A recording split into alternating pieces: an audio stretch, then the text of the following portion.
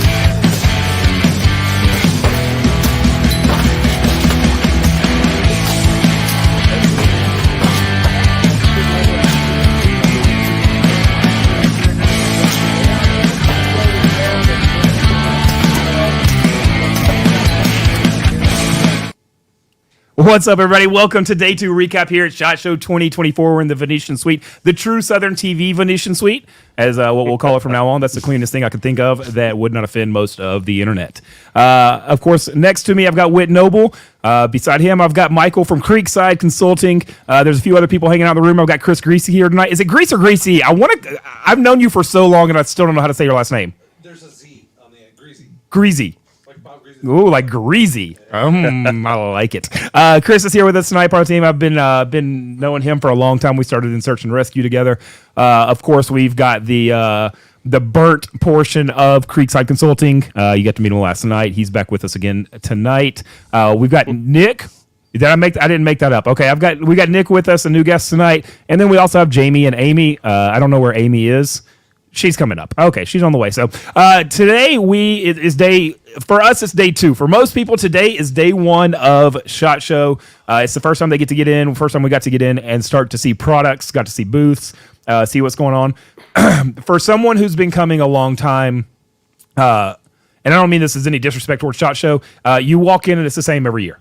Everything's laid out the same. Now, one big difference that I did notice this year, and I didn't realize this had really happened until a couple of weeks ago. As a lot of you know, I work a lot with Hoppies, Bushnell's, a lot of those companies, QuietKat, and they actually, Vista split all those companies off and put them under a new company. And when they did, it didn't give them enough time to get a booth. So none of those Bushnell's, Hoppies, QuietKat, RCBS, Reloading, there's 40 different brands that are usually here that are no longer here. So I feel like that was a little bit of I hated that because those are people that I work with all the time. But overall, let's go through SHOT Show day 2 for us, guys. What you saw, what you liked, what you didn't like. I'll let y'all take it. Whit. Savage's new suppressor line. Is cool, It's right? pretty cool. The what was it? The 338 Lapua all the way down to a 22. 22. Yeah. Yeah. What I like, I don't know if you got to, I know you kind of stepped in Savage for a second, then pulled out, but That's the only time. Yes, he did. That's it. But what was cool is they are branding. They've built this series and they're branding it for hunters. Right. That's it. They're not looking for the tactical. It's not full auto rated. It's not meant to go on the end of your AR and just downrange, right? And so I really like that. That's the audience they're going after specifically, and that's what Savage has always kind of been good about is looking into like micro marketing and being like, hey, here's a need that we need to meet. And I think Savage is set up a lot better than a lot of other companies because they've never been the tactical company necessarily. So I think when you're talking about reaching out to hunters. To maybe a slightly older generation, I think they're set up in a great place to be able to push to get people into that suppressor line. So I'm pretty excited for that. They are affordable. They were lightweight. You can actually go check out. We've got our video up now on YouTube, so make sure you're subscribed and go check that out. Cool product. So Sure. Neat from Savage. What did you see? Anything today? I really like the new line of tactical clothing that Under Armour has came out. Oh, with. I see. It's actually Okay. really comfortable. Everything moves where it's Did supposed to you be. get naked and put it all on right there in the middle of the booth? They threatened to have me thrown out. Okay. I already started taking my pants off. Right. That's what made it really Well, that was awkward. before you got to the booth. Yeah, that was still at Savage. Yeah. Okay. But this just got awkward. Yeah, it just got weird. Did Curtis do this as well? No. no. Oh, okay. Okay. So new tactical line across the board. Yes. Okay. All of their clothes. Before, most of the time, it was either you got the really, really, really like tough pants that would never break in. Right. And now they have 3 different lines. They have it for the summer, intermediate weather, and then Love it. Yeah, it was really, really nice. And I was absolutely floored by Nemo Arms' new 9mm platform they Really? came out with. That was absolutely amazing. Tell us about it because I didn't get to the booth. So it's kind of like it looks kind of like a Scorpion-ish. Okay. Like Right. It takes Scorpion mags. It was just really, really impressive how small the platform was. I like that. And compact. Good. That was really, really nice. That's That nice. was About it. It's nice when you get on the floor and see something you like. Yeah. I think for me there was it's interesting. You get on the floor and you start to see everything that everybody's been talking about. I think the one thing that was the most overrated shot, and I don't mean it towards these guys, I love them, but the Smith & Wesson 1863 or whatever they're going to call it, that's priced at like $93,000 and they're going to make 500 of them. Cool. I don't know that it was worth the release that they put it with. I just don't know that it fit in. 2% of the people here are I going to. intentionally didn't go there just because of I that. walked right past it. I didn't even take a picture for social media. So whatever. I also am. I like what Savage is doing. They had a new bipod this year. I don't know that it's revolutionary. I just like it. It's a polymer bipod. Quiet, smooth operation. Just really solidly built. Like it's a stocky bipod. It was beefy, but it was light. Yeah. So it was cool. I was pretty impressed with that. Browning released a couple of new guns. We got a video coming out about that. They updated their X-Bolt. So now they have the X-Bolt 2, which has a couple of new variations on it. I don't know if there's anything that's just earth-shattering, but it is an update that needed to be happening. X-Bolt's been out for 6 years, 7 years. I don't know. It's been a minute. And then their other big news was they released the A5 in 20 gauge. Did nothing else to it. So you can get the 20 gauge version of the A5. I'm like, okay, what a thank you for taking all of our time to read this. But overall, today we spent a lot of time on the big show. I tell you one place that, and we'll end up covering that I'm pretty excited to get in and check out and do some video on it, is going to be Phoenix flashlights. I've talked to you all about it. I know everybody's got their own flashlight, and you're all probably wrong, and that's okay unless you're Phoenix. I've got Phoenix. I will preach. Look, I've got it in my pocket. That is a Phoenix flashlight. I'm not just happy to see you. It is my Phoenix flashlight. I've had this since they released it. It's the PD36R. I have dropped this. I've had this buried underneath a car in 6 foot of water doing a rescue. I've dropped it in rescue several times. I've had it in fires with me. I've lost a clip for it, so that's, I'm waiting on a new one of those. But still works exactly like it should. Absolutely love this light. So every light that I've seen from them has been the durability of this. So we went by the day. We talked to them a little bit. They have a couple of new lights, camping lights. I'm always big into camping stuff. So a couple of new camping lights and stuff like that. So we'll get some of those videos going. Other than that, I don't know that there was a whole lot that made me go, and even that stuff is cool, but it's not like, And so I don't know where to look. And that's where I've got to the point of, and we'll talk with Chris here about it here in just a minute. Chris he's in law enforcement, works a lot more on that side. And so he spends a lot of his time in, the other ballrooms, whereas we're in the main ballroom. I don't know where to look anymore. I feel like I walk around every year and see the same stuff. You follow the patch. Yeah, that's it.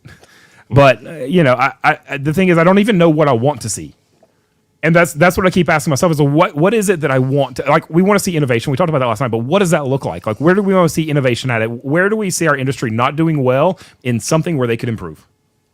Well, what did we talk about earlier when a company steps out? And like that charging handle on the front end. Right. So, I mean, that was about it. Yeah. I don't, something else, anything like that. No, yeah, and that's I went by Nemo first thing, and I seen that just because Rob was over there, and I was Right. going to go say hi to him, and as soon as I seen it was amazing. And then Right. the rest of the day kind of was just like, Yeah. you're just walking around looking, and That's it. Well, we stopped by what was it, Rock Island and Armscore. They have new gun that they just released, and I think it's a PIR 5.0. Something Okay. like that. It was actually really nice. It was a cool design. Okay.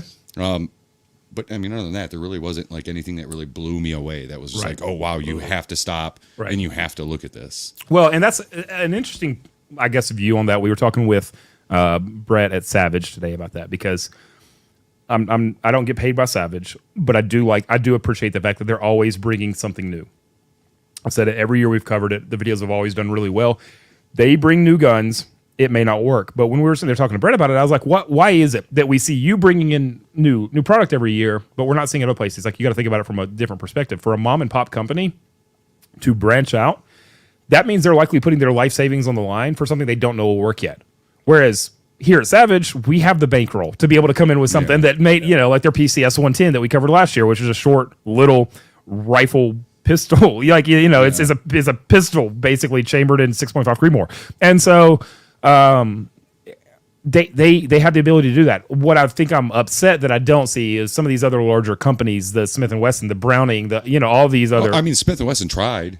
Did they? I think they tried, but I think they also took that a market that they thought was going to be like, oh, everyone's going to love to see this. Right. And we're all just like, Right. yeah, we can go see that at Henry. Yeah. Yeah, and we can actually pay less at Henry, which That's is really weird. That's odd. I've never. Yeah, you're like, oh wow, I'm going to pay less at Henry. Yeah, something I've never said before. Yeah, said no one ever, Right. except for anyone that was going to go buy Smith & Wessons. Right. Yeah. And I wonder if we can just buy the Henry and just kind of like knock out the name and put Smith & Wesson, and if anyone would ever know the difference. It will probably operate better. I guarantee it would. Okay. What? So, yeah, I didn't hear anything. So, day one recap, from all of us sitting here, we're going to bring in some fresh eyes here in just a second, but not a lot that's just like, oh my gosh, I got to see it. What I did see, and what I'm starting to see more of a trend of with SHOT Show these days, is it's turning into a little bit more of like a really big fan club. Like you see the big lines of people waiting in line to meet other people, whoever it may be. Yesterday we sat here and chat talk, SEAL Team 6. A little bit. Yeah, you did. I didn't. Look, I was more talking about the viewers, okay? So this is Luke Karma at its best. Is I'm sitting here and we talk about it, whatever. I don't think twice about it. This morning I go to get on the elevator. I wish I could remember that dude's name. What's his name in the show? Pepper, the dog. Pepper is the dog, Yeah, right? yeah. I can't remember his name. What is it? Say it loud. Jason Malik. Jason Malik? Is that right? Okay, yeah. I can't remember his name in the show, like his character name, but Jason Malik. Was the dog handler in SEAL Team 6. I open the elevator door, and there he stands. And I'm like, shit. You're lucky you didn't say Pepper. Sick nuts. I was like, dude, I need to apologize right now for some things that I said last night. I know you're not watching our show, but I still feel bad that we're stuck in an elevator for a few floors together. So, anyways... I think that's what SHOT Show's turned into a lot is people want to come and just meet other people. They want to come meet the teams and that kind of stuff, and that's what we see. And there's also the patch wars. I don't want to point any fingers, but here in just a second, it's you, Chris. Don't look around. You know who I'm talking about. So we're gonna bring them up. Let's go ahead and have Chris step in, or Chris step in for a second. Michael, you can stay. Whit, get out of my camera. Can't. Okay. Thank you, Whit. Whit will come back. For all you Whit fans out there, he will be back in a second. Chris, get on in here while we're waiting. Thanks to Delta Fuego. You saw yesterday where Renee was in here with us from Guatemala. They got all kinds of stuff going on. They gave Jamie a bunch of stuff. They didn't give me anything, so technically I shouldn't say anything about them. It's mainly because Jamie's mean. They have all kinds of cool cups and coffee and that kind of stuff. Make sure you check them out. DeltaFuego.com. Or pour you some Jack. And let's sit back and talk for a second. We got Chris Greasy. Grease. With a Z. What? With a Z. Chris Grease. How are you, Chris? I'm doing well. Good. Get up to that microphone. Just put it in your mouth. Chris, you ruined the whole show twice. Unbelievable. I can't. Hey, tell me about yourself. Tell them about yourself. I know about you. Who are you? What do you do? As little as oh wait, that's not going to be good for things. No, that's not it. So I joke that my full-time job is that I don't make the donuts. I go to work, I make the donuts. Yeah. I eat the donuts. You eat the donuts. So, yeah, that's fair. I'm a cop, or I play one on TV or something like Right. that. That's my full-time gig, North Central Indiana. And then I train. I'm a trainer, so I have my own company called The Practical Guardian. I enjoy that. I just really enjoy my primary market share. People that I enjoy teaching and talking with are the new people. They don't know a whole lot about this. Right. So SHOT Show is not necessarily their jam. They wouldn't be here, right? Right. But the self-defense market's for everybody. That's right. And I just really enjoy the inclusiveness of that. I'm not trying to throw buzzwords or be political or anything like Right. that. But, without getting too much into that, life is valuable. And so everybody has the right to defend in That's right. that. So Yep. anyways, so that's me. I really enjoy that. I love it. Do a bunch of other little things. Tell them how we met. Tell them our love story. So in the middle of Hurricane Harvey, when it was dark and stormy during the night, right? That's close to right. There's yeah. this dude on a highway overpass that is flooded with a boat. Who was it? It might have been you. Oh, it was me. Good looking dude. With- I've heard about him. with this really weird accent or something like that. Yeah, you that's know? right. They kept calling me Tennessee. I was like, God, we're in Texas. I don't stand out that much. And he's like, "Come on, let's get in the boat. Let's You do were things." naked. That's what being did it. naked Yeah. is kind of what made naked you stand doesn't- out. Look, when it's 120 degrees and a hurricane in Texas, everybody's naked. Oh, it is for terrible. sure. There might have- Everybody. Oh, believe me, You I see remember weird things. Katrina. I Yeah. was there. Oh, yeah. Okay. I seen Yeah. that. Exactly. There might have been banjos in the background. There No. might have been. Yeah, that we went through I would say that mission was one of the more hell and back missions I think I've ever. We were there for 2 weeks total. The team You was. were, yeah. I was, yeah. And we spent that was one of the few times where I almost died on somebody else's boat. Got on somebody else's pontoon boat who I shouldn't have ever got on their boat with, but we were just going to check out an area, and they pulled it out into a middle of a current, and when it did, it hit that boat and flipped it up on the side of a tree, sideways. No. And it was a bad deal. That was rough. I had several things happen. wounded. foot. drowned a boat there. I don't know if you remember that while we were there. No. Yeah, I don't know the who was ATF that. messed up. Yeah, how That's right. That's crazy. so weird. Which so is, you know, odd. which is ironic because I was driving here, Right. and I almost stopped in Waco, but there was nothing there. there was. Speaking of the ATF drowning, yeah. So it was a pretty wild mission. Anyways, nothing to do with SHOT Show, but that's how Chris fits into my world. We've been good buddies for a long time. Chris is an excellent firearms teacher, instructor, and so make sure you look him up. Chris, tell me. I know you're a little bit of a patch whore. What? That's just maybe a little. Maybe a little. Big. So obviously coming to SHOT, that's kind of big for you. But tell me kind of what you saw today that I mean, stood out because you see things from a different perspective than we do. Probably you're on a different floor. You're looking for something in a niche market. yeah, patch. Wait. Oh, wait. I'm Yeah, sorry. yeah. No, and I'll echo what you said. I mean, there are a few things that are very interesting to me. Again, niche market, something like that. Right. But even law enforcement, there's only so many sets of nods. There's only so many vests and ways and different configurations that we can kind of roll that. And so there were a few things that I found interesting. Ice vent body armor. Right. I shouldn't say body armor, but they're venting for body armor for Okay. load bearing, stuff like that, plate carriers, and then for duty vests. Okay. They've been here last year. Right. They're starting to do a little bit more modular, expand out, and then they're also starting to think of things like canines. Nice. So Okay. those guys don't sweat like we do, you right? Gotta you gotta look out for the dogs. You've Yeah. got to. You Yeah. have to. I mean, Absolutely. like Pepper didn't attack him, and he could have. Right. Hey, scoot up to that mic a little bit, or scoot it towards you. Yeah, I want to be able to hear you. All like just your sexy voice. Sorry, Chris. Go ahead. Breathing heavily into the microphone. Yeah. So that was one that stood out to me. Attack Pack, again, was a different one. I like to pair medical with what I've got going on. So they've got a heavy focus on that, but they come from a mountaineering background. Okay. And search and rescue and mountaineering. Right. But they've got this nice little addition. You can either run their belts or you can just add this onto your own belts. This nice little addition, whereas you're running like their rigid sort of spine unit, you have that, you've got your plate carrier and everything else on, and then you've got this addition that you put on your belt, and you sort of sit the spine down into that, and now it's mitigating the weight of your plate carrier. Oh, that's cool. So if you're running it's old kind of like school, an exoskeleton. right. yeah, That's if right. you're running old school Air 500 and maybe you have some tactical muffin top like I might, you know what I mean? Tactical muffin top is my favorite thing I've heard all of SHOT Show. That is a win. Oh, I it's am so done. good. Yeah, I'm here for it. So the yeah. exoskeleton, aka aliens, is really helping us out. Right. Yeah. Okay. We talked a little bit off camera. This isn't in law enforcement section. Stealth arms. I know they've been out there for a while, but Right. this was my first introduction to them. Shocker. I came to them through a patch. Right. But their platypus firearm, which is I know he's been talking about it. Yeah, we talked about that. That's right. I told you it's a neat gun. it's pretty and then he was like, it runs off of Glock mags, and I was like, okay, Yeah. I need 3 of them. Yeah. The trigger on right. it. The trigger on it's really, really nice. I was impressed. Yeah. It is as a shocking gun. Yeah. Okay. And then they're just down home. They all come out of Ohio, which is close to me. I'm Indiana. Right. But they were very approachable when it came to that. Oh, for sure. So yeah, absolutely. Those are just some things that stood out to me. Awesome. I have a question as a cop. Do you wear one of those Guardian things that has a light on it and goes, "Roo, roo, roo"?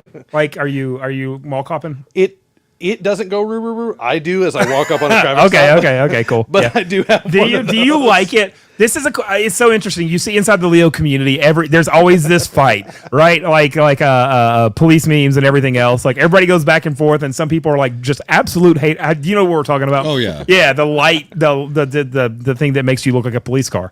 It's really, really off-putting when you're drunk. Thank you. Yeah, right. Especially like, when you're sir, can you driving. please turn that I'm off? like, dude, I'm trying to drive here.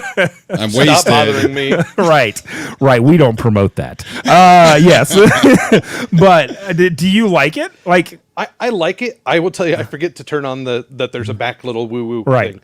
I like it for the red and so that I can identify things. I can have right. which is another. So you talked about lights. Right. I'm a snob, I guess. So. Okay, you're wrong. It's fine. Go ahead and tell us about how you're wrong. I liked Olight's little thing. Well, it's that's not too like bad. anybody doesn't have this already, but it's a little like one Molly square take up that I can throw on my vest, and it's very low key, so I can see IDs or stuff like that. Or That's cool. Whatever. And then I'm a Mod Light fan. I'm a fanboy when it comes to them, so I know. Gross. No, it's fine. Isn't it Safariland makes one that you can actually clip? Yes. As well, yeah. I mean, Yeah. HRT. Yeah. I forgot what they stand for. High risk tactical or something. I don't know. Me and Michael can make something up that's completely Yeah, inappropriate. You for you to see definitely later. don't Yeah. want us to make that up. Let us No, get you another don't. drink in. Yeah, I need one more cup before that happens. Go ahead. Yeah. They've come out with their own line of flashlights, and it'll work with the different heads off the different fanciness and stuff like that. Their price point is just a little bit better. Okay. And you're still throwing like 60,000 Candela on that. And Okay. so, anyways. We had a fun conversation about Candela today. We were at we were at Phoenix, and there was a man there that was 137 years old, and he was still in great shape for his age, to be honest. And Was that alive? Was that great shape? No, he Yeah, was just being actually in alive, great yeah, shape. he wins being alive. No, he was alive. But he was. When I walked up, what caught my attention is the guy from Phoenix said, "You were asking questions that a NASA scientist would ask." And no one cares. It's like, Oh, that's great. all right, cool. He's like, we're just trying to dumb it down for the average user so that they understand what's going on, right? And he asked about Candela, which is funny because I don't ever. That's not a term I've ever used a lot. I use lumens. Yeah, most people normal people use lumens. That's for normal people, yeah, right? Oh, hey, Chris everyone is in not America is like lumens. normal. Right? This Screw dude- you, screw you, hippie. Yeah. Hey, I'm sorry you're from the middle of Yeah. Indiana.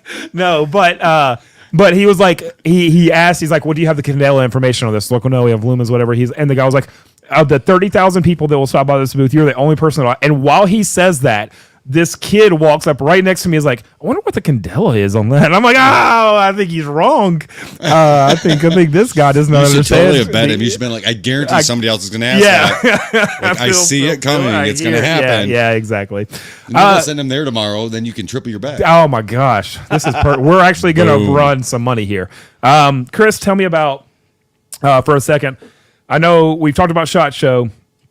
Let's jump into training for a second. We got to talk about training for a little bit yesterday. I don't want to go deep into it. We're going to jump some other people here in a second. Whoop. And I know you've got another gig to get to tonight. Sure. But you get to train a lot of new shooters that are coming in, right? That's a lot of your experience. You get to not only that, but you work alongside some great trainers. You get to go yeah. to some great trainers. Oh, absolutely. Dude, I'm jealous of your training schedule personally. One thing I've always admired about Chris that I will brag on him about, and I think it's a big flaw in our industry, is Chris always takes the time, even as an instructor, to go get trained. And I think a lot of instructors... You have to. You have to. Absolutely have to. But it's... If you don't... You're wrong. Yeah, you are wrong. Yeah. And even if you don't believe in what they're teaching, That's right. You still go there because you will always find something from that course. Don't do it that way. You Yeah, know, like, it's still right. learning. It's even that, or you will figure something out that will make you a better instructor at the end. Yeah. Like that really is exactly what it is. That's it. And you're speaking to different people, and everybody's going to take information differently. So if Yes. you can hear it in a different light and be able to kind of, Anyway, so that's one thing I've always respected about Chris from the very get go. When he first even got into instructing, he was just always beating it, and always is. He's just always after more instruction, more learning. Chris asks questions. Chris is very humble about it. I love that about Chris. I'll never talk this good about him again. I will It's pay him just later. today. I will delete this this show when we're done. So there's no proof. But tell me, as an instructor, what is it that really, number one, what brings you back? Like, what is it that makes you when you have classes? Like, what makes you go? Because let's be honest, people are tough. What brings me back each time to teaching? Yeah, to teaching. Again, it really is. It's seeing. This sounds so. This sounds so like a motivational speech or something like that, but there's a lot of truth to that. You get people that have been around or that are in the 10,000-ish, whatever, that people that train in the country a ton.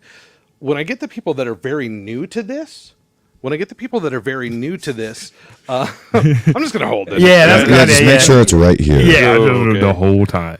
When I get people that are very new to this, it's stepping way outside of their comfort zone to begin with, and so I really appreciate that that they're doing that. I really appreciate them being there. It's just the opportunity. I value people. I'm relatively social, and so I just have the opportunity to interface with them, see them, help them learn, help them understand what's going on for them, and invest in them. It's a cliche saying, about people. Nobody cares how much you know until Right. they know how much you Right. care. But I get that opportunity. What's your biggest struggle? Like, what's the biggest struggle as an instructor? Let's because a lot of people are always like they glamorize instructor life, like, I want to be an instructor. No, it's not glamorous. There's nothing glamorous But about we it. do, right? Some Yeah. people do, yeah. For me personally, this is my struggle. There's so much information, and we talk about continuing to train, Yep. getting more information, getting more perspective. I can overdo it to that person, and it's not a limitation of them. Right. I'm just trying to give them everything, and it took me 7 years to get there. I need to bite size it. Yes. And sometimes and that's hard because yeah. you have so many people that are like, especially new students. Right. You're giving them all of this information, and you're thinking that it's normal. All you're doing is overloading them, and they're just Right. looking at you like, Sometimes I just have to I have to give you clear instruction. I need to step back and I need to let you do it. Obviously safety, we get Yeah. that, but I just need to let you do it, and then I need to come and and then say, you correct them. "See this? Something easy. Did you see the sights on that one? No. Okay, see a little bit more.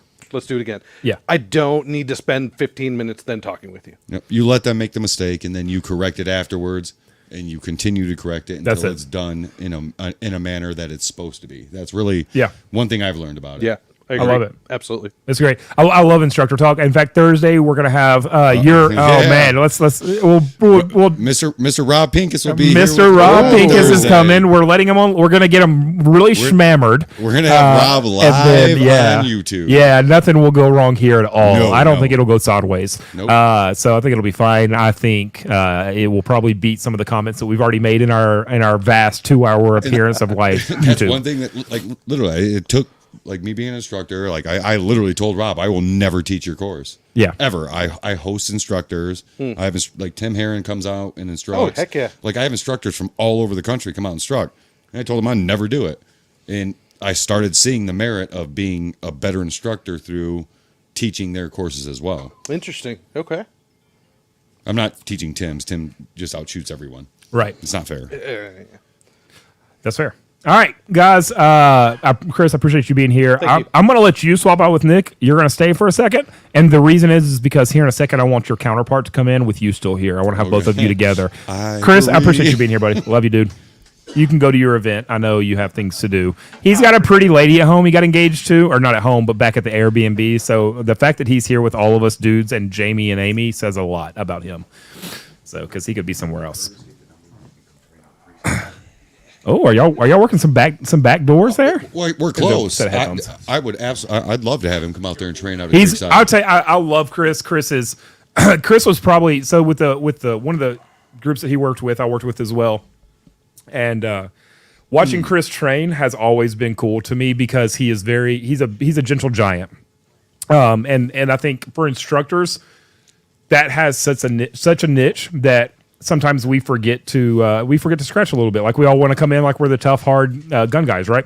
And there's a lot of people that don't need that. They No. need the gentle giant to come in and kind of be on their level and be like, look, you're doing okay. You just learned. You just got a gun yesterday, right? You're Yep. just learning. Let's work through this together. Yeah. And that's what Chris has always been. I love him for he's my favorite new shooter instructor that I know, in all honesty, because he is just such an approachable dude. And he's not even in the room, and I'm still talking good about him. All right, we've got a new guest here, real quick. Nick, tell us about you. It is Nick, right? I did get that right. Yes. Okay, I'm 100% so far. So my name is Nick Norton. Been in the industry for about 6 years now, Okay. and got into it actually when I broke my leg. Really? I broke a femur on a dirt bike, and I got a job at an ammunition factory, running CNCs and whatnot. So were you trying to ride dirt bikes full time before that, or were you? Was that your goal? No, Okay. so I was set to go to the Olympic Training Center for wrestling, No kidding. and 2 weeks before I was supposed to leave, I went on a dirt bike trip with my pops. Okay. Learned how to jump that weekend, took it a little too far. He kicked your bike. Right. Yeah. Dads are the best. Yeah, he's like, you will never beat Dan Gable. Took it right out. Just awesome. Awesome dads. Sorry. Well- We're gonna come back in a second to the wrestling thing, but continue on. I'm sorry. I ruined a really good story, I feel like. But that's kind of what I'm good. I'm gonna drink my Jack Daniels. Y'all go ahead. Sorry. I'm gonna mind my business. So we went to Durham Town in Georgia, and it was just like this bike theme park. Right. It's miles in circumference. It's huge. Spent the weekend riding. It went great. and learned how to jump that weekend. Right. And one of the guys there was like, "Oh, you want to go to these jumps? They're a bit bigger." And did a flat top. It was about 30 feet. Before this, I had switched to my buddy's KTM 500 from the 250 I was using. Oh, that'll rock your world. Big difference. Yeah. Yeah. So A little bit. first jump goes great. Okay. I make it, and I go, "Dude, that was sick as fuck." Go around the corner, I'm coming up to the next one. What was I supposed to do again? Oh, yeah, gas. So I throttle it, overshoot it, this double jump, about 35 feet. Bike lands on my leg, bounces 3 more times. I wake up 30 seconds later, and I look down, and my leg's facing the wrong direction. No kidding. Snap my femur in half. Oh, God. Did you wrestle anymore after that, or was that? No, I've kept that going for... Have you? Good. So you can wrestle Michael here in a second when we move this table. I would like to watch Curtis, get that. my baby oil. Curtis, get my baby oil. We are doing some shit. Is it cocoa butter? That'll work. All right. So because of that, you ended up getting a job at an ammunition manufacturer, right? Yes, and I was in a wheelchair for a while. Okay. Started off running the CNCs while my leg recovered, and they gave me a job doing that for a long time. Then they realized, all right, well, he's healed, and like, so what are you good at? And I was like, sales. I've done that for quite some time. Started running the sales for the company. A few years later, became a rep at the same time, Okay. and did that for probably 2 years. Then they Liberty had hired somebody new, and he didn't want me selling any other products at the same time, and that's where I was making the majority of my money. Gotcha. Didn't make sense, right? So I left, and I've worked for myself for Okay. 4 years now. Was that also your dad that got that job and kicked you out of that as well? Did he ruin all of you? Okay, cool. He's, Just he's making like, sure. he's like, I'll break your. I will break your other leg. You wait. That's so good. He Yeah. got kicked out too. Yeah. Oh no! They no. kicked out the whole family. This is the worst. That is rough. Yeah, that's bad. Yeah, we've all got some dad stories, but that one's really rough. He breaks your leg, and then y'all both get fired at the same time. I hate that for y'all. Willingly walked out. Oh, okay, yeah. No, I He love didn't it. get fired before the insurance took care of the leg, did he? Because No, that was well after. No, that pretty was years expensive. later. Okay, Years later, yeah, and they were already on years good later. terms. They were working together. I think they've done a lot of therapy. It was good. So, all right. So you've been ammunition is kind of your world, right? I Yes. mean, that's what you lived in. So let's talk ammunition for a minute. Let's start with on a very top level. Calibers. Let's just start at calibers, here we right? go. I love this. Oh, this is my favorite. This is going to go downhill quick. Yes, it is. Obviously, your favorite caliber is 6.5 Creedmoor. Tell me why. No, I'm just kidding. No, but tell me what are your favorite calibers to shoot? So you guys were mentioning cool things you found at SHOT Show and new products. Right. FN came out with the new 264, and it uses a 6.5 Creedmoor projectile and is as Okay. an intermediate cartridge replacement for the 5.56. And Okay. My Front- brain's trying to wrap all of this as you're Yeah, saying that. Yeah, it's Yeah, not. all you did was I'm just sitting there. I'm trying to do math, and I'm like, oh, Yeah, this- me and Michael are this is just not trying to look working. smart. God. Okay, go ahead. We're gonna pretend we know. We know. Well, you got this. Keep going. well, so what they came out with, we all know about the 277 Fury, Right. And the Yep. 6.8. Everyone keeps coming up with their own replacement for the 5.56. Well, FN came out with the 264. They call it the IWS, the FN IWS. It's an independent weapon system, and that was their replacement for the 5.56 for the military. I think they released it last year, but it was at the booth, ducked away in the back corner. Jamie and I went and seen it, and it was in a product case in the very back. Really? I asked one of the guys about it, and he didn't even know what I was talking about.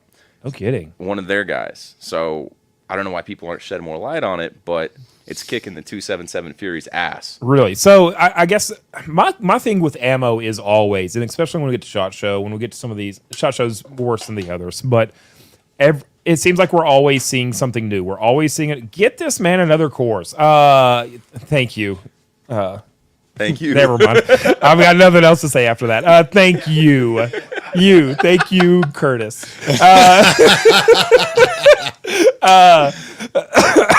God, somebody's gonna take the mic away from me. Absolutely So- not. Absolutely not. We're gonna let this shit roll. Yeah.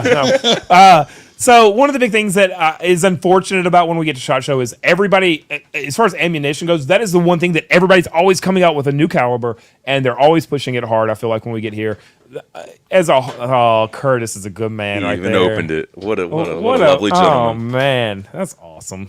I love having a bitch. I'm just kidding. I'm kidding. He didn't hear. Oh, he hears you. You about to get mama I'm gonna slapped. pay for that later. No. You always hear of the next greatest thing. Right. It's always here's the newest round that's come out that you have to have. That an example of that on a broad spectrum when we looked back in kind of the mass market 7 years ago was the 224 Valkyrie. Right. They came out. I know Savage pushed it hard. A couple of different companies pushed it pretty hard. And like, hey, it is a solid round. It's a subsonic round that has potential. Problem was they could never get it right. I've got an MSR 15. I talked to Savage about it today. Number one, you can't have a barrel. You can't keep a barrel that will keep it accurate because it's coming out so hot of the barrel. And number two, the casing in it, they had problems with the casing not ever being right.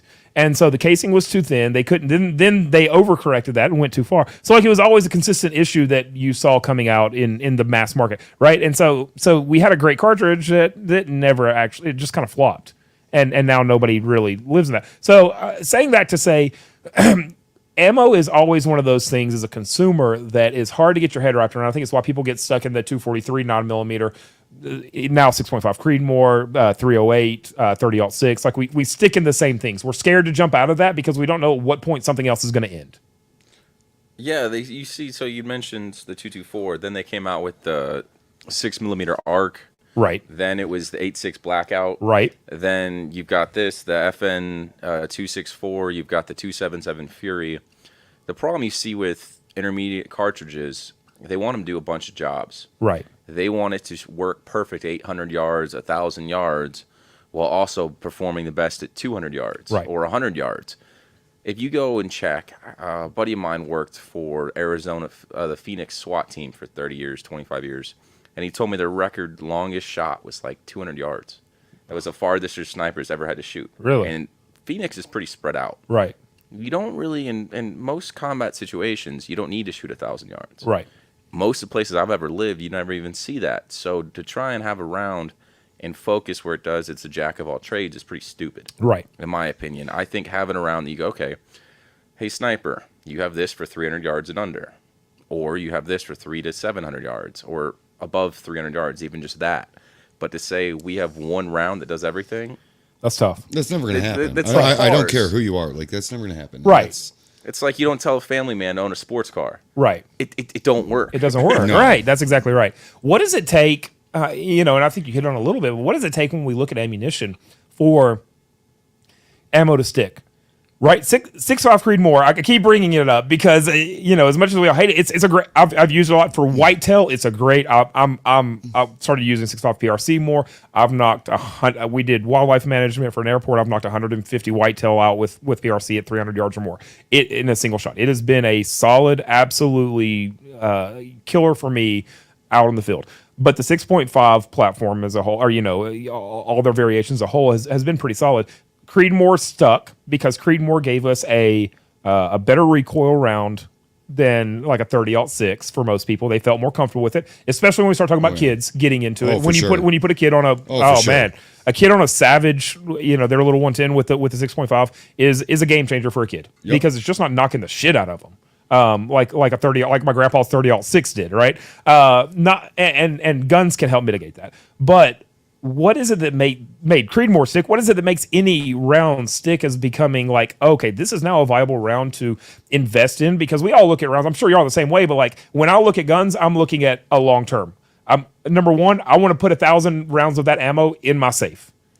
First shit hits the fan, I want to have the ammo for it. Legit. That's why we talk about this all the time. I have 9mm, I have 308, and Right. I have 5.56. That's right. Because Same. you know what?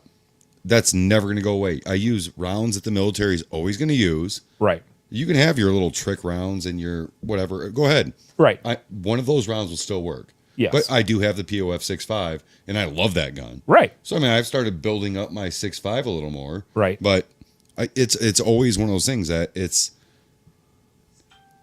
you try using a niche here and there, but it's difficult for the average consumer to continue to buy that. So As someone that's worked in that world, I mean, I'm sure you have So thoughts on that. there's a few different things. So you'd mentioned the 6.5. I think a lot of it was due to for kids, like you'd said, the recoil's better. Right. But what did kids grow up with?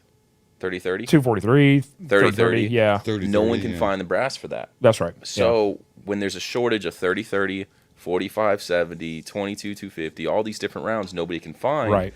That we all of us God, I grew up forgot with, about 22-250. What happened to that? no one can find the brass. Is that a real thing? I think It's a myth. It's a myth. It's like a Well, unicorn at this Every one point. of their exactly what it mothers is. asking me for casings for it. Right. And they're like, dude, we'll take all this a month. We'll take all this a month for the next 5 years because no one's delivering because no one gives a shit. Right. But at the moment, 6.5, it got really popular.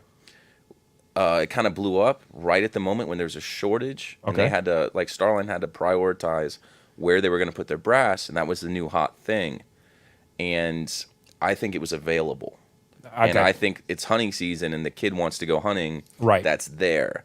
But the general rule, like what you'd mentioned, what makes a round stick, a lot of it's the military. Mm-hmm. A lot of it's Okay. police departments. Everyone goes, oh, what's the FBI got? All right, well, the FBI switched from 40 to 9. What blew up? Mm-hmm. The 9. Look at 5.56. The military uses it. Someone goes, oh, this is better. You're crazy. Like that's been proven. Now, what's the next step? Because the AR came out, what, in the 50s? Right. So how do we make it better?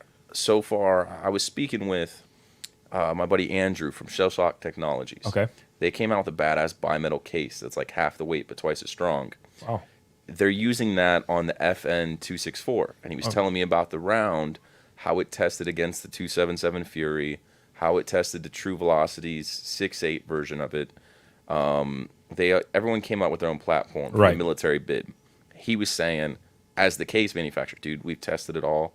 That round shits on everybody, Really and interesting. that might be it. But if the military doesn't pick it up, I mean, the 6 ARC got picked up for certain contracts, but it's like Hornady made that for the military. But Right. it's like, who owns one? I was going to say, I heard it hot for 3 months, maybe, is where I heard it from everybody, and then it disappeared again. Mm-hmm. That's I think you've got to get. It's like the SIG with the P320. Now everybody loves it. All the police departments That's are right. trying to get it. That's right. I think once a big agency, people are followers. It's like music. A new song comes out, everyone's like, "Oh my god, he's the best." Right. Like the military goes, "Oh, we want this," or FBI goes, "This is it." FBI changes, it's done. Well, and not to put salt in the wound of my morning, but it's still Team 6 mentality. Well, it's, Yeah. it's the Trigicon mentality. Oh, okay. Look yeah. when Trigicon came up. Yeah. Trigicon really wasn't around, or they weren't that big of a deal. Right. Till the Marine Corps started buying ACOGs. That's right. Yeah. Before that, they were just a company that made decent optics, good optics, but they were overpriced. The Marine Corps was like, okay, we're going to do that, but every Marine's a basic rifleman until you get into a close quarters. Until you're not. Yeah, until you Yeah, get into a close quarters exactly. situation, and a Trigicon ACOG is not going to work. Right. It's not helpful. But now they have that. He's right. It's exact. The military is going to make the ammo market go the way they want it to because how big our military is. Do you think that? Sorry, I'm going to get super sidetracked. Come back to go with what you're thinking first, so I don't Okay. derail you. The problem with that mindset and how the industry works, when the FBI picks the round, a lot of it's on budget. If they go, this is the best thing, everyone preaches and goes, this is the best thing. But a lot of the testing they've stuck by was done in the 80s. Right. Like the 357. Look at computers in the 80s. Are we kidding? Like, look where they've gone. Right. You can't go off shit that was done in the 80s. There's been so many better rounds that come out with, and people are afraid to change because the FBI hasn't or the military hasn't. There's better rounds. They need to innovate, but people in the gun industry are stupid and stubborn. However, There's the quote of SHOT Show. Yep. I mean, However, you're right. I agree. Yeah. I agree with him as well. It is pretty hard to beat a 308 with an SR-25. How many people have been killed with that? How great is that? Right. Like some of the top guys I've ever met, whether you're Delta Force, SEALs, whatever, they're like, that's what my rifle is. Right. And because it's been proven, but people also say Glocks are good and they suck, in my opinion, Whoa. compared to I Whoa. thought Michael's about to come on. Easy. Yikes. Easy. It's simple. Yeah. It's simple so it doesn't break. That makes sense and it's reliable. But Right. I think that's like saying it's better than a staccato. in my opinion, it just you can make and innovate rounds, but unless the military or cops switch, everyone's gonna stick with the old shit. I think when you think about that, and this is how I think about ammo too. It's use case scenario. Glock sucks in a certain situation, right? Like I'm not going to take a Glock and calm down. I'm not going to take a Glock and go shoot competition. Sorry, I hurt your would. feelings. It's the I Indian, mean- not the arrow. Well, and I agree with that. That is I It do is the 100%. Indian, not the I 100% arrow. agree with that. But you can get smoother systems. Oh, of course you can. Yeah. But So again, it's use case. It doesn't mean that Glock as a whole sucks. I love Glock. I am a Glock boy. Okay, like 100%. I carry Glock. I own too many Glock. My wife's watching. I don't own many Glocks. He has 4. 4 exactly. Gotcha. But yeah, but it's a use case. It's the same thing when we start talking about ammo. It's the use case scenario. What is the use case of this? Not every round is a CQB round. And so Even when it comes to ammo, it's not even the United States. Like, Right. we can continue to make all of these rounds. We Right. can have these different calibers everywhere until they're, other countries start using them. They go away from the 7.62. Right. And their platforms change. It's not going to change the big 3. that's right. It's not going to. So, I've always thought Glocks were like AKs. He's about to hurt your No, feelings. no, no, no, no, No, they really are. They are a lot. They like are AKs. like the AKs. That's right. Look at ARs. Right. You can go get an SR-15. You can get like pick your favorite R company. If you like Daniel Defense, whatever, pick your thing. Yeah. But you've got to clean it, maintain it, make sure it's perfect. That's and right. It's like a KTM. They outperform most dirt bikes like Honda, Suzuki, but they take a lot of maintenance. That's right. ARs outperform AKs, but they take a lot of maintenance. Right. You can piss on an AK, throw it in the mud, and it still works. Right. That's a Glock, in my Right. opinion. I It's agree with reliable. that. You can No, piss you're on right. it, That's throw it in the completely dirt, right. and it still works. So for a concealed carry, that makes sense. I like the 365. That's me. Right. But And I know a lot of guys that like the P-35. That's the other side of this is also that separates a gun from ammunition is what fits you better. Yeah, I mean, I'm a big fan of the PD-10. I got you, Rob. Okay. I'm just It's that when it comes to like personal protection, I don't care who you are. Like, right. There's Amy, her hands are different. That's exactly right. It's your hands. That's and exactly it's your right. comfort. That's exactly right. If There's not one gun. I hate when I go to instructors and I hear them say you have to carry this. No, absolutely not. No, Absolutely not. You may get in. One of my favorite when I get in with women is like they'll get in and hold a Glock and be like, it just doesn't feel right. All right, put a Smith & Wesson in your hand. Exactly. Because I bet it's going to feel just freaking awesome. However it Right. holds in your hand, I That's would it. rather that gun. I don't want you coming to my course Right. with a handgun if you've never shot.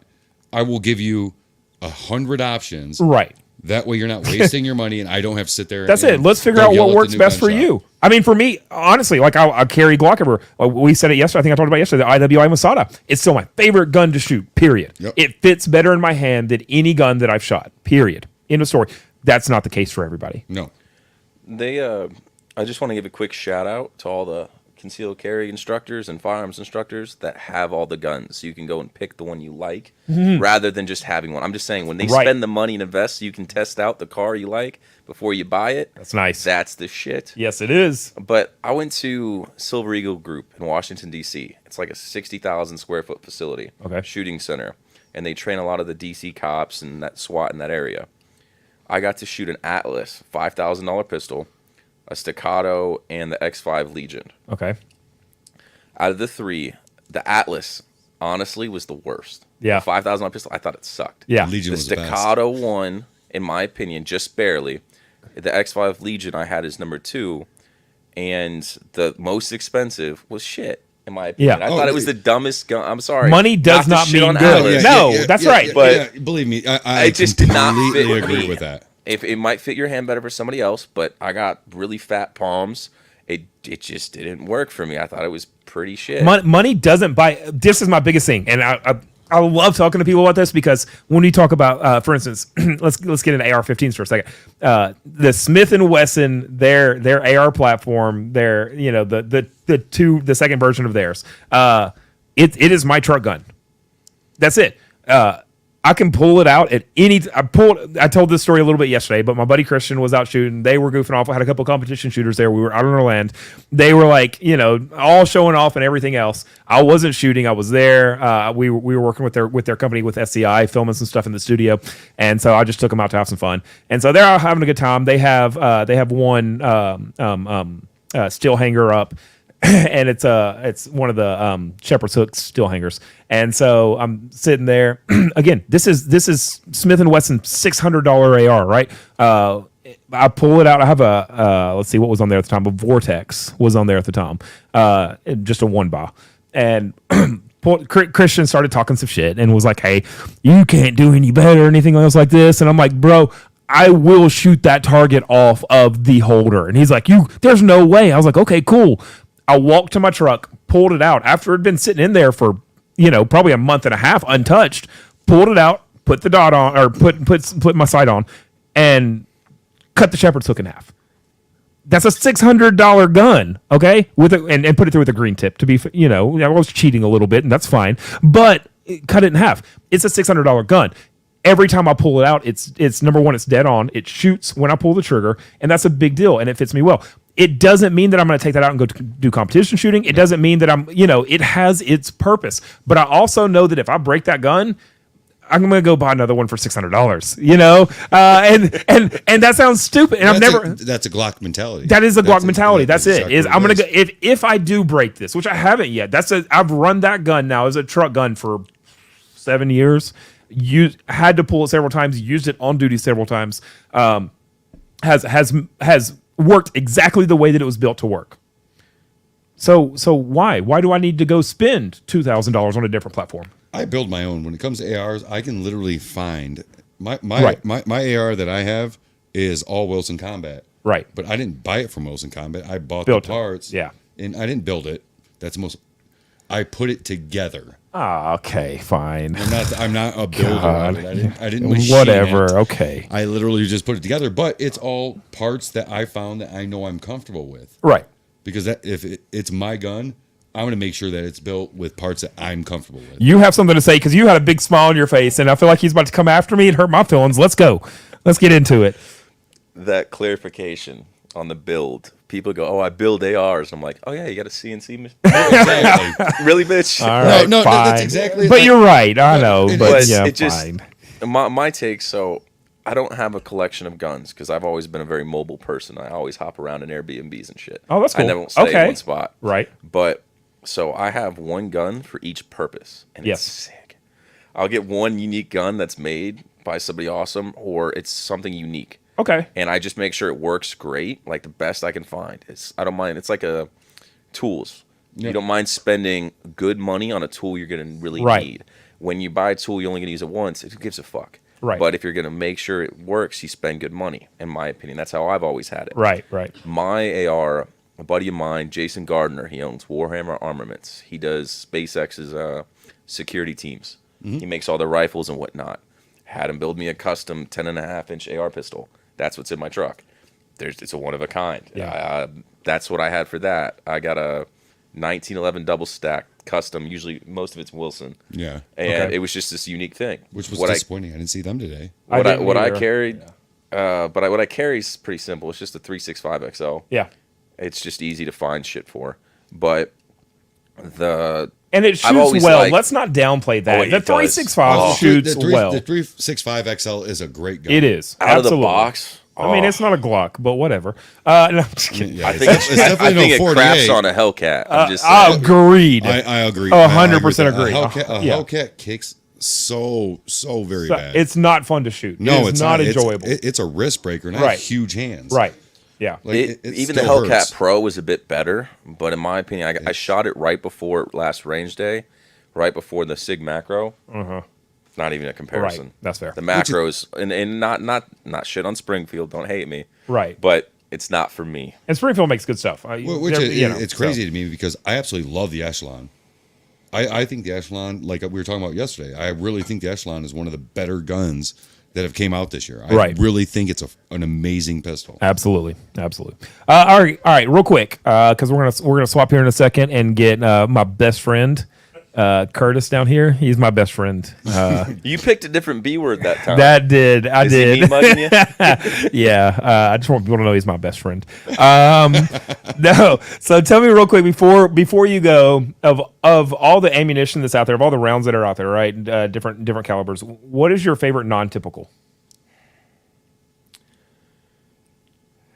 Okay. I don't even want to. I'm not gonna say the brand because I don't like him no more. Oh, okay. All right, that's fair. But You have a my bad dad breakup with designed the that? round. It's lightweight. Okay. And it flies at 2,040 feet per second. It's for the 9. Oh, And okay. the foot pounds, I wonder if I remember right, it was like 462. Wow. But we did a lot of testing on it. And it makes, so forever, everyone stated there's a rule that 2,200 feet per second was needed to create a temporary cavity large enough where it stretched past what the body could handle, past the elasticity point. Right. With proper design and 2,000 feet per second, or 1,900 or 1,800, depending on the round and momentum and foot pounds, you can match that much lower. We had tested the 45 out of my double stack, and it beat Winchester's PDX-1 5.56 round. Or sorry, Interesting. 223 round. 223 round, Their right. defense round. Right. And I did the test, 10,000 feet per second, same size cavity. It won. And if you make a proper round, Liberty Ammunition was the company who did it. I Right, think which the we don't ownership- like. The That's fair, ownership's yeah. stupid now. It is what it is. And Hey, look, they've run it into awesome. the ground. It is Yeah. what it is. But the rounds, they had the ultralight.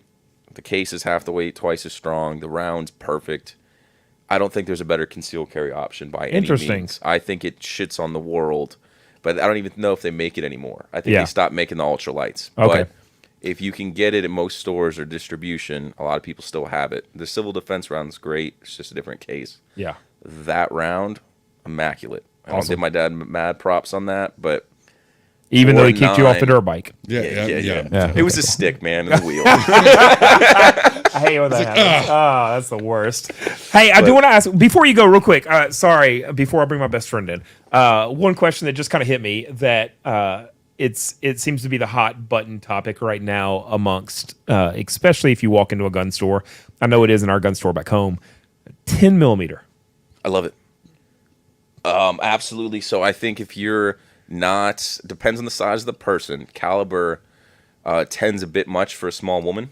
Correct. That's yeah. right. Like But Michael. If Yeah. you're out hiking, if you're out hiking, I think it's the minimum I would carry for bears and whatnot, especially if you're hiking out west. That's it. Cougar walks up, but man, you get like a Glock 40. Have it chest holster. Some companies make good chest holsters. You're walking around, you got your backpack, just pull it out, you're fine. I think the 10, I think 20 rounds or 15 rounds of 10 kills anything on the planet. Yeah. So I think the 10, honestly. Do you like it for an EDC or do you just like it for a protectant when you're out hunting? You know what I mean? I would have a hard time justifying it for an EDC. I think I would too. if I'm out hunting, perfect. Yeah. The only thing that a lot of people, and this is why I hate snub nose revolvers, the barrels are too short. Right. Ammo manufacturers test rounds with specific barrel lengths. Normally, it's always 40 or 4 inches. 9, 40, everything's tested with 4 inches. 357, all the rounds are tested with 4-inch barrels. Okay. So you read the box and it says so many feet per second. It's horse shit if you're using a 2-inch. Right. They're not meant for that. So Right. people go get the 2-inch snub and it's useless, Right. in my opinion. But 10s are tested with 5-inch barrels, so is 45. Okay. So if you read a box and it says 2,400 feet per second for the 10 and you use a 3-inch concealed carry version of a 10, Right. it's going to perform different, just like using That's fair. a 16-inch barrel versus an 8-inch barrel on a pistol or Right. something. Right. You've got to account for the velocity change. Right. If you can get a 4-inch barrel on a 10 mil and you can carry it, I know a guy in his late 70s, early 80s who's from Thailand who carries a Glock 20. It's not a 40, it's the Glock 20 with a comp on it. Right. And he carries that as his concealed carry. Okay. But he wears baggy clothing and you don't Yeah. get it. But he's a skinny, scrawny old guy and you can't even see it. Okay. So I think if you account for the barrel length and you're able to carry it, why not? The 10's amazing. It outperforms 9 in every form of ballistics. It's got way more energy. It's just better. If you can use it, you can control it, and you can shoot it and keep your Right. accuracy on point. Like, if you give a girl a 45 or somebody who's a bit weaker with a 45, it's a lot harder for people to keep it on. I agree. It's what you can aim with. If you can't control a 10, don't use it. If you can, why not have extra kinetic energy? So I do agree that the 10 is a better option than a 40-45, right? Like than a large round. 100%. Here's my only pushback with 10 and why I haven't really taken the time to buy into it. and I'm maybe a little bit crazy here, and I'm aware of that. I carry what I carry because I know in Tennessee, if I walk in a store or walk anywhere in public, there's probably 3 other guys carrying the same thing or something real close in 9mm. Yep. I carry a 43X because I know how many people in my community carry a 43X. Now, I think different than most, and I understand that. But I understand that if I have to get in a gunfight somewhere, and there's some moron that's over in the corner that bought a gun and he's went through training, he's super tactical, and He's all of a sudden freaked he's out. scared, and I don't have give me your I'm rounds. pulling mags from him. Yeah, give me your and rounds. that's how realistic is that? Will I probably see that in my lifetime? Probably not as a civilian, but it's still what is always in the back of my head. So that's my biggest pushback with 10mm is, again, we just don't have the mass adoption of it for EDC. But I will go back to the bear carry, right? Like, it's definitely the bear carry. oh, You it's have to. absolutely a Have bear to. carry. Also, cost. Right. All right, so say you're a trainer and you're wanting your class to actually practice with a gun they just bought. It's like actually practicing with a car, not just fucking getting a license and trying to drive down the interstate in Right. Dallas. Right. What's cheaper? Yeah. 9's easily and readily available everywhere. Yep. You're not going to practice for shit if you got to spend $1 a round. That's No, right. That's why I buy Glock 44s. Yeah. That's exactly right. That's why I have my Glock 44. Yep. It's the same size as Glock 19. Yep. And the cost of it is nothing. Yeah. Yeah, It's and a you can great practice. starter. That's the 22. Yeah, it's a Yeah. 22 version. Yeah. Yep. However, I do not recommend 22 for self-defense. I think I that's don't shit. either. It's just gonna going to piss me off. I know. Jamie's Look, been preaching about it. It's not my thing. I think it's the dumbest thing I ever. would rather you carry 22 than carry nothing. But I also feel like okay, so you're military. I don't know your past. I'm law enforcement. I know that you're military. I know that you're in law enforcement. I know that Chris was in law enforcement. Every one of us will tell you we've all met a meth head that you can shoot with whatever you want to. That's not gonna stop. Bro, dude, I literally put rounds through somebody in Afghanistan. He was all messed up on Right, opium. Done. and they're still gonna. Nope. Yeah. Just keep going. It's not the Yeah. movies.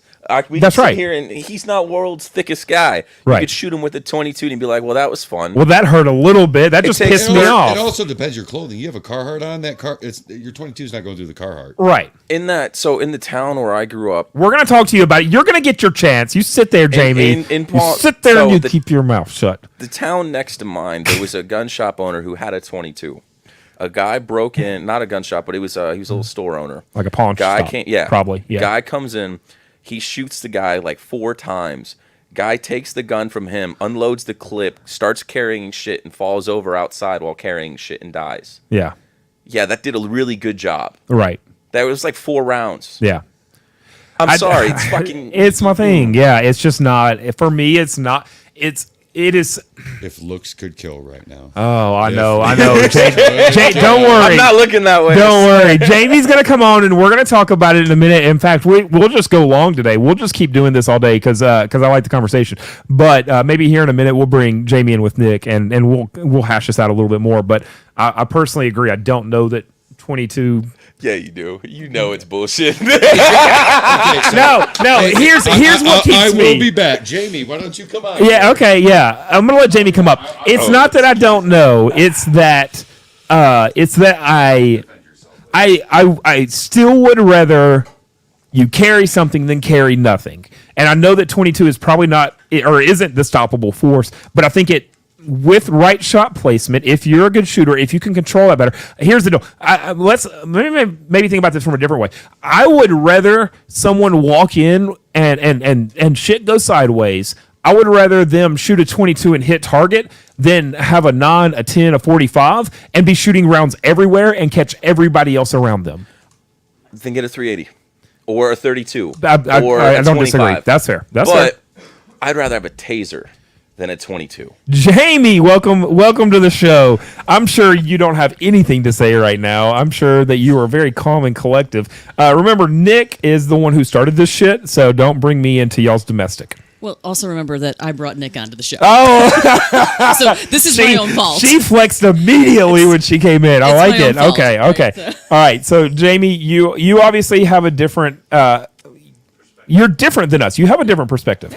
So I absolutely agree that 9 is a better stopping caliber than 22. Duh. I mean, Right. no one's going to, we're not going to discuss that. That's just, right. That's just stupid. Right. But the reality is for a 125-pound woman. Get that mic in your mouth, like With- you've been telling everybody else. That's right. I know. Sorry. Okay. With freakishly small hands, right? Right. So my ring finger's a size 3.5. I've got really small, weak little hands. I'm a little woman, and the reality is, the round that's going to work is the one that I can get on target every time. Right? Right. So if I can't get that round on target now, and great. So if I'm standing there and I've got a Sig XL Spectre comp, I'm pretty accurate with that. Right. At the range, both hands lining shit up. Right. So my husband and I went out to Tennessee to ATAC, Appalachian Tactical Acquisition Course, and That's did a mouthful. It is. They It could have is. done better with naming that shit. They just Appalachian gun shit is what they should have called it. Like, come on. Anyways, go ahead. But fantastic course. It was all about truly tactical defensive 22. Right. And it changed my mind. Okay. Maybe Nick should go to that. Nick, no, I'm dragging his ass Nick, with Nick us. maybe you should go to Appalachian gun He should. shit. He And- should. Sound like Yeah. my So, mom with but church. what I'm telling you is that Come get you some 22 and learn about the 22 this Sunday, Nick. I'm here. I'm a Jehovah's Witness, man. I'll tell you about the Lord and Savior. Oh God. so, when we were room clearing, shoot no shoot, shooting through windshields. Does a little- 22 shoot through a windshield? Yes, it does. Okay. Yes, it does. All Actually, right. I've shot through a windshield with it. When we were literally running and gunning. Michael drove. We're gonna go test it after this. All right, we're All right. literally- His truck's here. Literally running and gunning. This 22 rounds have killed more people in the last 100 years than any other round. he said it. 22 rounds have killed more people in the last 100 years than Take what? that, bitches. Take that. Oh my God! so than anyway. any other caliber. I'd like to see the proof and evidence on that. That actually is well documented. 6 counts. Yeah. That's well Oh, documented. Oh, 5.56 come ain't on. bullshit. That's no, 3,000 you feet don't per get. second. That's right. Shut up. No, you don't have a microphone. Drink your beer and mind your business. 5.56 is not 22. That does No, not it's count. no, absolutely not. If okay, so all right, Same that's size like hole. No, saying. hang on. Let me finish. So where we're going here, right? Nick has Before- got a before hole in you- his tongue. So I told Nick about I started. I'm a gonna pour more sentence. Jack. That's the only way this is gonna make sense. Go ahead. I started a sentence with talking about 22. He never even let me finish. So we're gonna finish this.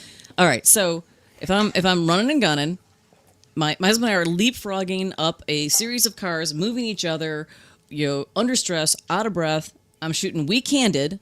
Now, so first of all, I'm not looking at my dot, but second of all, I'm shooting weak-handed and I'm running and I am stressed. Guess what? You think I'm going to get on target consistently with my 9mm? Not nearly as much as No. I am with that 22. No, That's right. So right. I agree so- with that. So what I came away from that class with is that a 22 with a laser in a truly defensive situation where I am busting ass to try and A, get out of a gunfight, Right. and B, survive a gunfight, I'm a hell of a lot more accurate and more likely to actually Yes. Mm-hmm. get on target with a 22, right? So no, for you, if you No, said, hey, I I'm going agree. to carry 20, I'd be like, then you're just probably a pussy. Well, no. She said the P word. All right, so let's back up. Let's back up a second. I want to agree with you on a point. There are, and this is the mindset of training that I know the guys here stand behind. A lot of trainers don't, but the mindset of you have to decide when a situation happens: are you going to engage, or are you going to engage and stop the threat, or are you going to engage and protect yourself and whoever you're with? And that's a big deal. You've got 3 kids. You're not going to engage and stop the threat. That cannot be your goal. Right. Right. Your point in that moment is to get your 3 kids and get out safely. So from that aspect, I will agree with you that the 22 round, not 5.56, Michael, the 22 round itself can serve a purpose, because at that point you're not trying to stop it. You're trying to get away from it. And if I'm trying to slow somebody down a little bit, it's still going to hurt But if you can get it right, think through of the their Carhartt concept. jacket. So I draw, right? So wait, I draw. Right. So first of all, you don't know what I'm You- carrying. you draw right? like an my- artist? I draw my Sig 322. Okay. You don't know if that's a 9mm or 40 cal. You have no idea what I'm. That is right. There's a scare tactic, first So- of all, first and so, foremost. right, exactly. Yeah, that, So it could be a now water gun. I've got Yeah. I've got a beat on you, and you know I'm about to shoot you. Right. You're not going, hey, that's a 22. Piss off. I don't care. Right.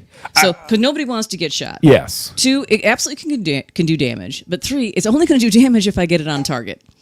And now the other thing too is that, we've seen a ton of women come into the market, right? 50% of this market now is women. But Yeah. what we're not seeing, is Amy and I train a ton of women. We're not seeing them get serious, right? That's right. They're coming in, they're buying a gun, they're taking their CPL, and then they lock that gun away. They don't come That's back it. and they don't train. Right. So they're not carrying, they're not truly defensive. And part Right. of it is because, hey, I can't manage the recoil. If you read my 5-part series in Armed Lifestyle, it took me, 12 guns, Amy? And like a year to find an everyday carry that I could even manage with my hands. Right. It's a nightmare. And so women aren't embracing being tactical. Yeah. If I had started training like ATAC did, if I had started with 22, Yeah. both pistol I and agree. rifle, Yep. I could have gotten tactical, learned to run my gun, gotten, as ATAC says, comfortable, capable, and confident. Right. And then introduce recoil. Right. Right. So there's 2 things that I bring to 22 is, but one, better training option for both men and women. There's a Right. lot of men I train. I'm like, oh my God, you need to start with a Glock 44. You're not ready for this. So you can get tactical. It's fun to train. It's cheap. It doesn't tear up the range. They do it suppressed, so you don't need hearing protection. But then for me, I know. Okay, so if I'm defending at my bed, right, and someone's Right. coming through the fatal funnel of my bedroom, Right. I'm using my 9 because I've got something to balance on my bed. Right. I'm not going to be running and gunning. But Right. if I'm out and I might be in a carjacking or some kind of active shooter, I'm a lot more tactically accurate, and I've proved it at the range. Okay. I've done the statistical Look, analysis of it. that's good. So that's why, important, and right? and I think again, this goes back to what we talked about a little bit earlier. Is that whole idea of not every gun is for everybody, and Right. everybody's going to shoot differently with different calibers, different guns, Right. different everything. But I'm so not- you have to know what works best for you. Exactly. So But- I do respect that. But I'm not saying it's a better defensive round. I'm saying That's fair. but It but works for you. All you big bearded guys out there talking guns. My best friend does not have a beard. Don't talk about him like that. That's because he's in the smart. military. He's the smarter one. He's not the one who's going to argue with me.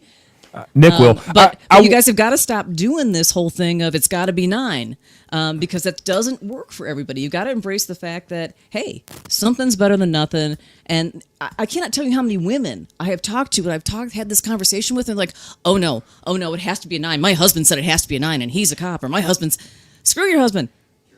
Don't let him make you your caliber. I don't think it has to be a 9. But I do think or a 380. It has to be whatever you're comfortable with. has to be what you're comfortable with, but I think at the same time, you and I don't know how to better explain this because I don't at all mean to take anything away. If you can carry 22, carry a 22. But you can't. Not every tool is for every job, Right. and that is black and white. And so And I I'm not carry gonna 9 as go well. out and buy a the what is it the 20 volt the smaller DeWalt drill to go and try to bust a hole through concrete.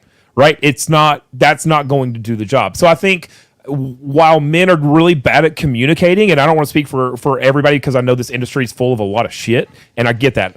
I think that a lot of the push for like, hey, you need to carry a 9 or you need to carry a 380. It's not as much for the like, oh, we want you to be tactical like us, but it's more about like if you can manage that firearm, if you can manage it, and that's a big deal that a lot of people don't lead with. But if you can manage it, that is your better defensive stopping round. Period, Absolutely. and you know that. Yeah, no argument there with things, but to get tactical and be able to manage it, you have to be willing to train with it. That's right. And And most let's people- get you there. right, and most Let's people stair step. won't. Right, That's right. right. Nick, I'm Absolutely. going to let you talk because then I'm going to bring in Amy for a second. No, Amy doesn't want to come in today. And Amy should be shooting. I mean, I know. Amy's got bigger I- hands. She's much more I technically want to trained. talk She should more shoot 9. about. Okay, Amy's coming in. She doesn't have choice.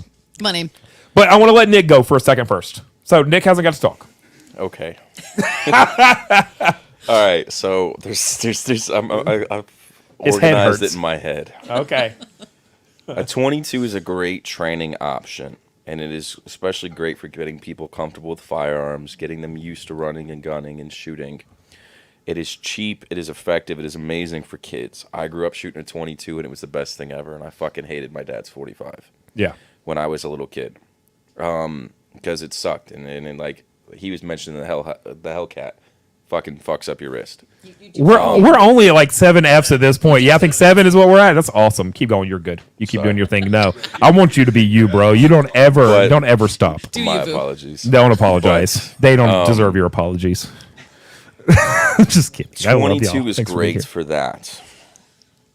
In my opinion, I love this. there's a few things I suggest. They do make hand strengtheners. but we'll okay. So we'll say all right. But then there's elderly people. Right. So if you're in your 80s and you are 100 pounds and you are 4 foot tall, That's Jamie. you, I'm sorry. Go ahead. I didn't mean that. Yeah. there you go. There you go. Yeah. there's the knife. If you're gonna stab me with the Kershaw. Curtis is now my best friend So because he's just Yeah. Okay. but there is okay. There's 25, there's 32, there's 380, and there's 9. Those are all 4 calibers you can find usually at a gun shop. Is it as common as a 10? Am I going to be in the scenario where the guy's got Right. a 10? No. Is it like it's not a 9? Of course, everyone's got a 9. If you're thinking you're in a scenario where you're with a team and you run out of ammo and your boy, you look at him and go, throw me a mag. Right. Sure. You're by yourself, you're at a grocery store, and someone comes up on you. The distance for most self-defense scenarios is pretty close. Right. Within 3 foot. I don't think many people within 7 to 10 feet can't use a 9.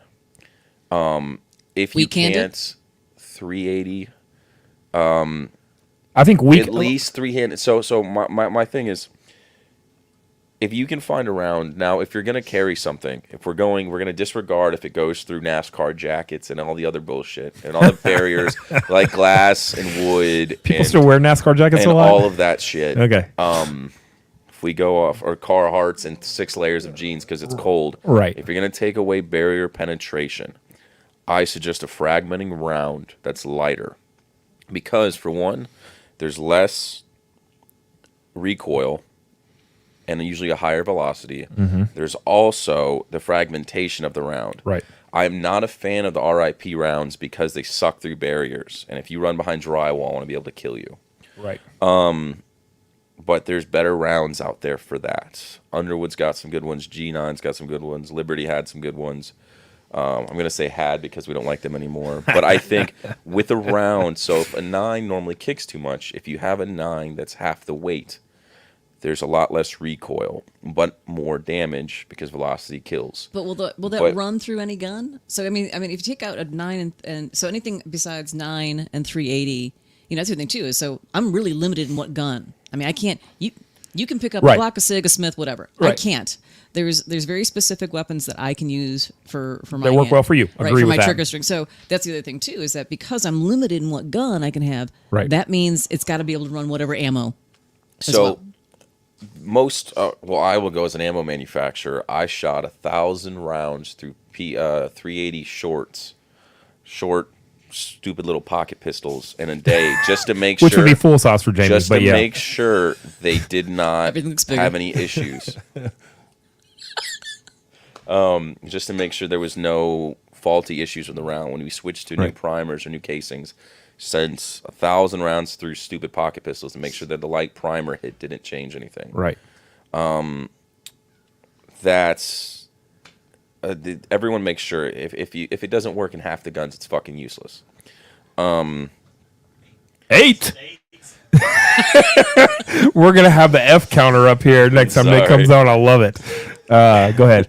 No, My apologies. no. But it just so I think using the most effective thing you can. But something interesting, I took her by Umarex, the air gun company. Mm-hmm. They've got rounds that click and don't even go bang that can drop Cape Buffaloes. That's right.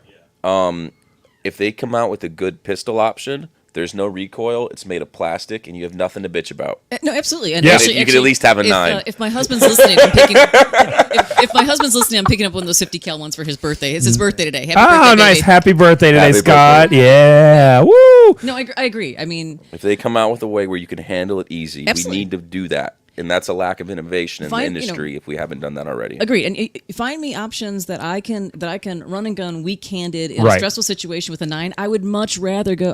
I'm all in. Right. So Absolutely. find me that I'm in. I haven't found it yet where I can be on target 95% of the time in those situations. So Find me that I'm in. I want to address that. I'm going to Nick. Work on your grip too. That's right. I want to thank Nick. Nick, I'm going to swap you off for Amy. I'm going to have Amy come in for a second. Thank you for coming in and talking, dude. I appreciate hell you. yeah. Yeah, I appreciate all the 8 F-bombs was really what brought the show together today, I think. So I appreciate that. No, but seriously, My pleasure. yeah. Perfect. While they're swapping out, the one thing that I do want to say is, and I think we forget a lot of times as trainers, as individuals, when we talk about gun stuff as a whole, when we talk about having to use something for a personal carry, is we train in a very controlled environment. That is the opposite of what we're actually going to face when we get out. And we're also not, the one thing that we never account for as a whole. And this is tough because I don't know where you draw the line. We'll have this conversation again when you and my best friend come out here as well, because I want to hear y'all's point of view on this.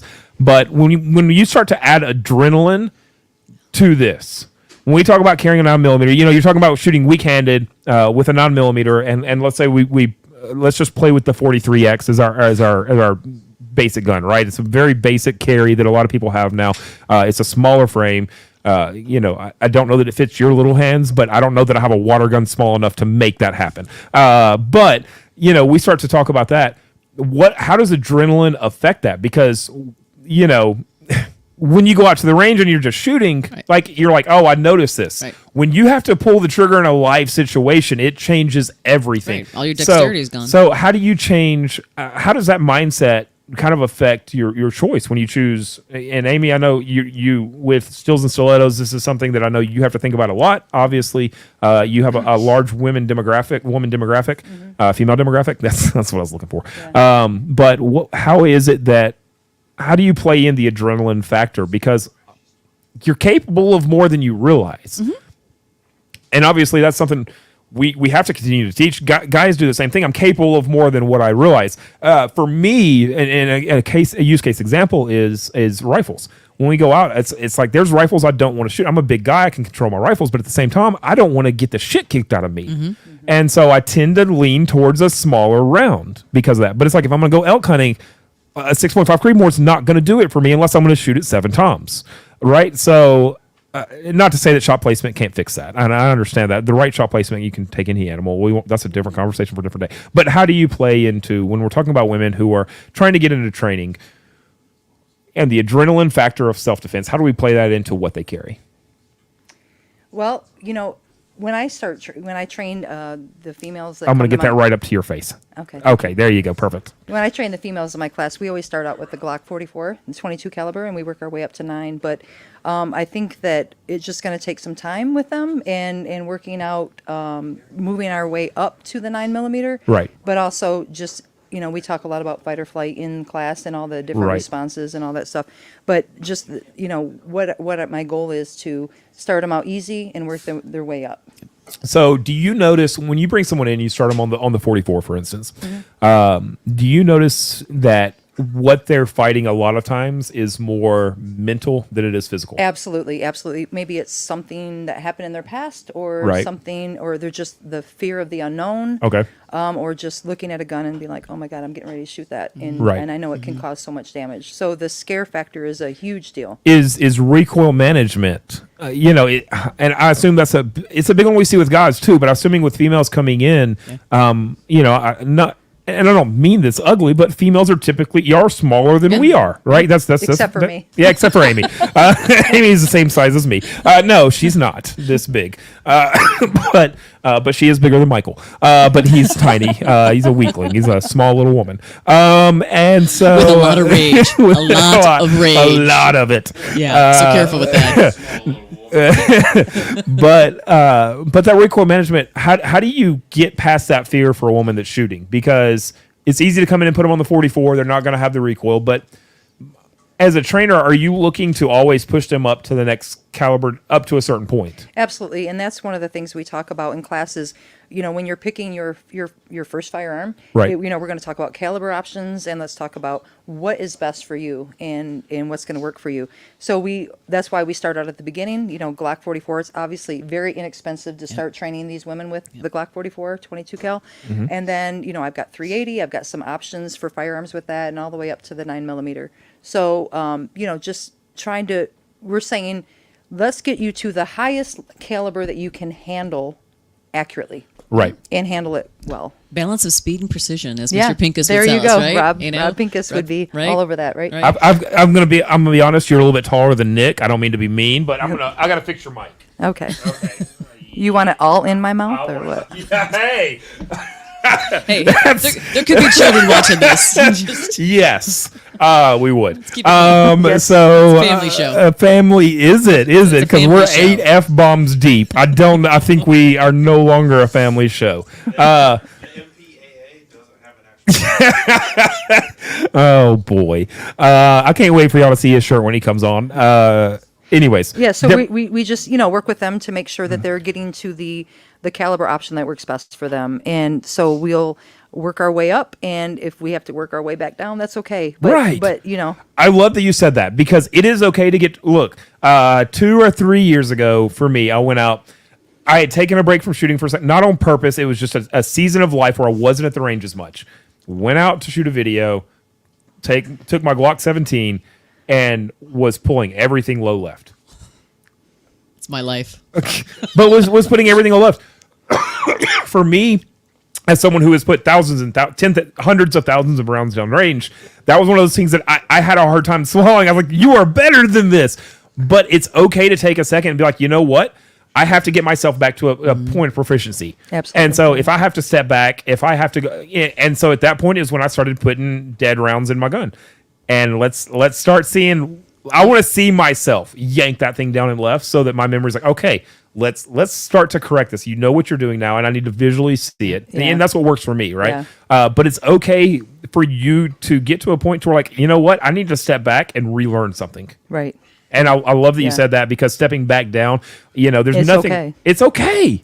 Yeah. It's okay. There's no one is holding you. Like there's no grading system for this, right? Right. Like But there feels like there is. I mean, particularly I think for women as they come. I mean, you come into a gun range, and again, obviously we're still the minority coming in. It's intimidating. My brother, or my husband, or my boyfriend told me this.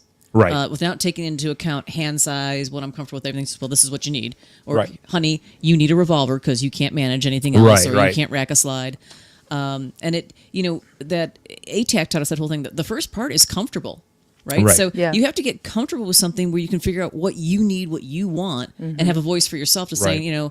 I don't care what you say. This is what works for me. That's right. Or be like me and say, I'm going to try all of them. right. Right. Like bought and sold, like I said, 12 guns before I Right. found, a series. And the SIGs work for me. And I have 2 9s that are Right. part of my everyday carry as well as the 22. But you got to get comfortable first. Right. And that's hard to do That is. when, it is such a prevalent thing of it has to be this, has to be 9, if not then 380. If you're a girl, it probably should be a revolver. Right. This concept. I hate the revolver mentality, but that's Yeah. a whole different conversation. You can't Yeah. rack a slide. Right. And I'm sorry, if I can rack a slide, it's just physics. It's not really strength. I watched somebody the other day. He drives me crazy. Hopefully he's not watching this. I might hurt his feelings. I don't think he really knows me. I don't really know him, so that's good. Nobody's watching. It's Nobody's fine. watching No one's this watching. anyways. There's a couple. Except Scott. He's probably one of the 3. No, but he sat in the gun store and he had a lady there that he was working through stuff. He was way over the top with a lot of stuff. Kind of drove me crazy. But they got to that conversation about the slide, and he sat there and he said, "Okay, grab it," and he kind of worked with her a little bit. He said, "Do it, repetition, repetition, repetition, repetition." And after about 90 seconds of repetition, she's like, "Oh yeah, this is nothing." I think, and I don't know why this is. I don't know why this happens. I know it's hard the first time. I can't answer it because I've never been a woman. I don't even identify as one, and it's 2024, and I'm allowed to. I think. Unlike, encouraged to. You're Yeah, actually you're encouraged to, I encouraged think. to. Yeah, That's right. Yeah, and so unlike Michael, I haven't taken that step, and so he's not even here to defend himself. I feel bad. No I'll- quarter, I'll quarter say- given on the I'll show. say, no quarter given. No quarter given. But it really is. anybody can wreck a slide. Yep. It's just getting used to how to. It's a different technique. physics. It's something Yeah. you've never done. Yeah. It's just physics. Absolutely. Yeah. What? So we talk about the women's environment. We're coming in. We're training them on, especially if they're scared. If they're scared of recoil, if they don't know, they're just scared as a whole. 22 platform is great to start them on. What are some things that women can do? Not even women, men. There's guys out there that want to get into shooting that maybe don't have the hand strength. What is it they can do to continue to kind of build those muscles? Dry fire. Yeah. Dry fire, dry fire, dry fire. And I mean, Nick was being kind of facetious, but truly, I mean, I do have one of those little grip strengthener things. Right. There's a lot of things you can do, but you have to even be comfortable enough to want to continue to train and to ask the question. That's and it. That's the key. That's So exactly right. If you turn somebody off the first couple times they come to the range, they're never going to explore that. That's right. You know, if they're feeling comfortable, my husband Scott was so supportive of me doing this, and Okay. he's like, and he didn't try to tell me anything. He's like, go find an instructor you trust. Whatever you want to do. He was like, just please get out of the house. Is what he that, was saying. right, exactly. Yeah. Exactly. No, I Well, get there it. was that. I get And it. I feel the same way right now. And please So get into honestly, guns and start buying more of them, Yeah, right? yeah, Stop buying right. shoes, start buying guns. Right, So, right. that's why we're happily It married. worked out. Yeah, that's great. Yeah, it's all good. What is it as a female that male instructors can do better? Hire more female instructors. No. There you go. Yeah. Okay. No, All right. no, actually, that's. I'm just, Curtis is booing like his other half is not doesn't identify as a woman, so it's fine. No, the instructor I clicked with was male. Army guy, big guy, but much like you talked about, there was a very gentle side to him, and he was willing to just take things like, okay, just take a minute.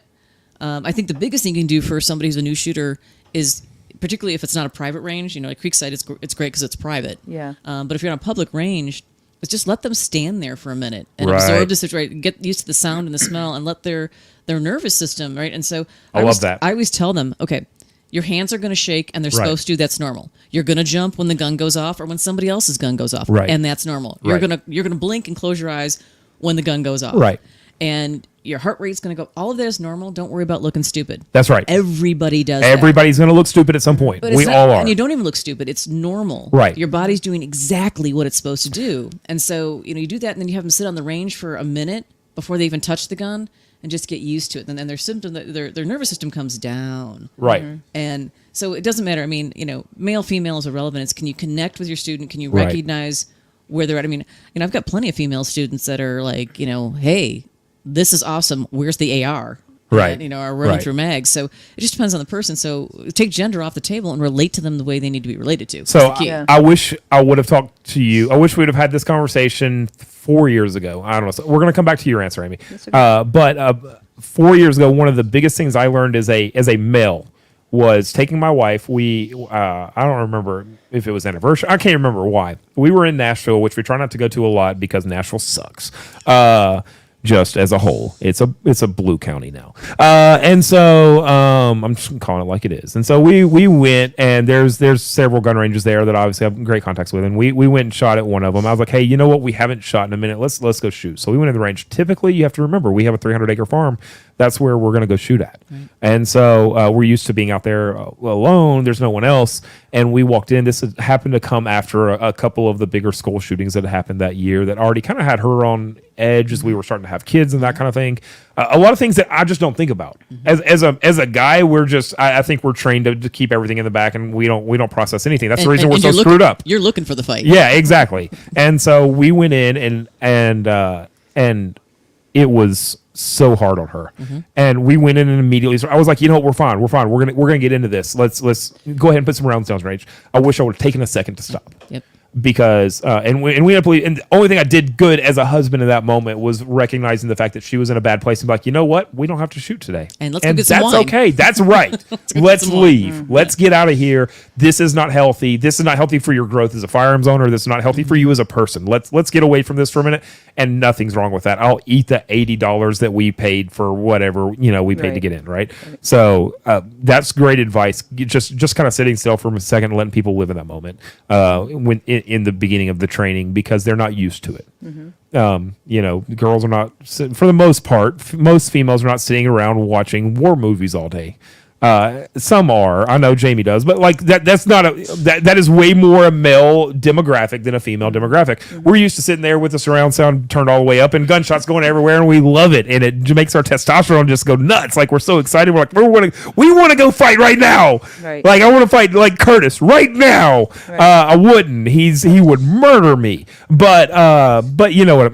He's so pretty. But that's a big thing is like, you know, I think females just react a little bit differently because they're not used to it. Amy, back to your original question. What are things that guy instructors can do better? Well, guys in general can just listen. Well, so we just went there is where we went. Yeah, listen. Just listen. Yeah. Ask those questions. Yeah, like, yeah, y'all should listen more. They could. They could do that. Yes, they could. They could, and they should, right? All right, but they're not. We're not. I agree with that. Yeah. There should be a camera. There should be the bedroom camera.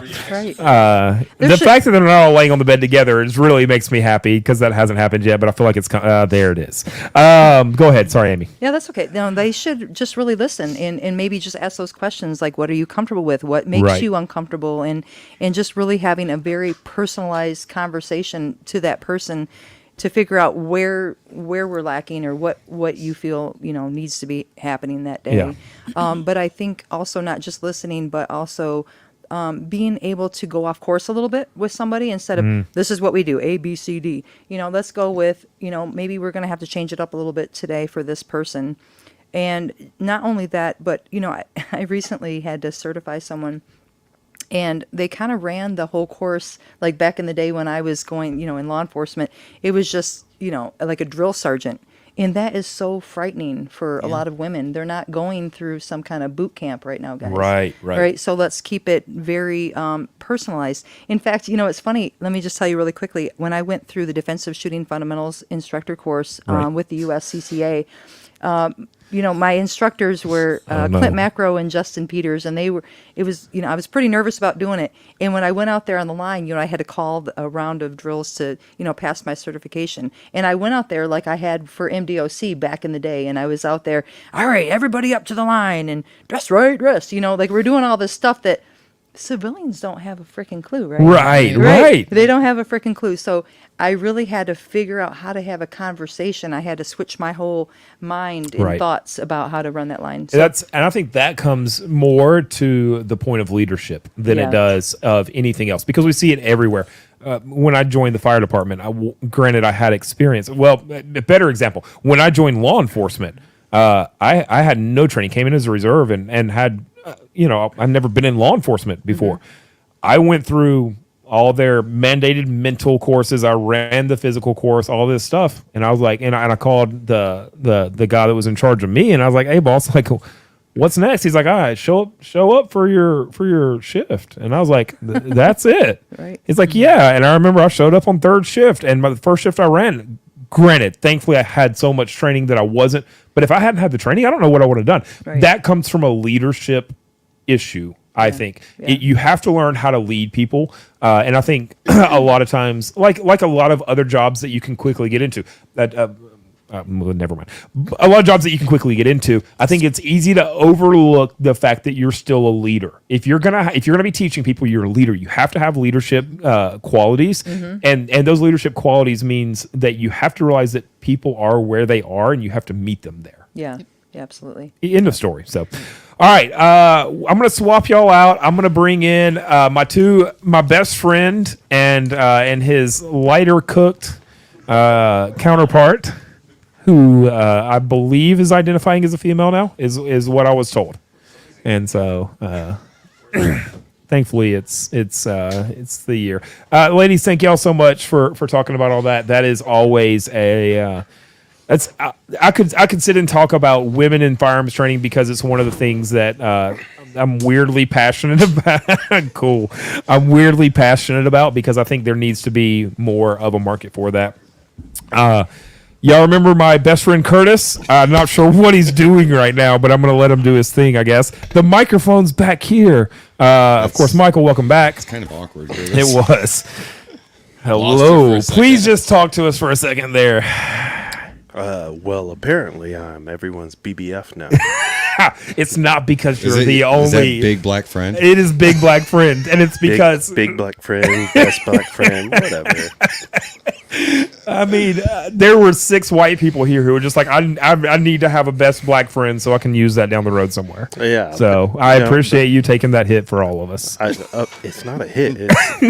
I put it into my score bank, you know, the social score or whatever it is. Yeah. Oh, that's so good. Oh God, I don't even know where to go with this. I feel like this has the potential to go such an ugly way so fast. Not Let's even talk close. about trading. No, I want to piggyback for a second. Curtis needs something. I need to speak louder, is what he was saying. Oh, okay. Yeah. Everybody speak in your microphones. All right. let's piggyback for a second.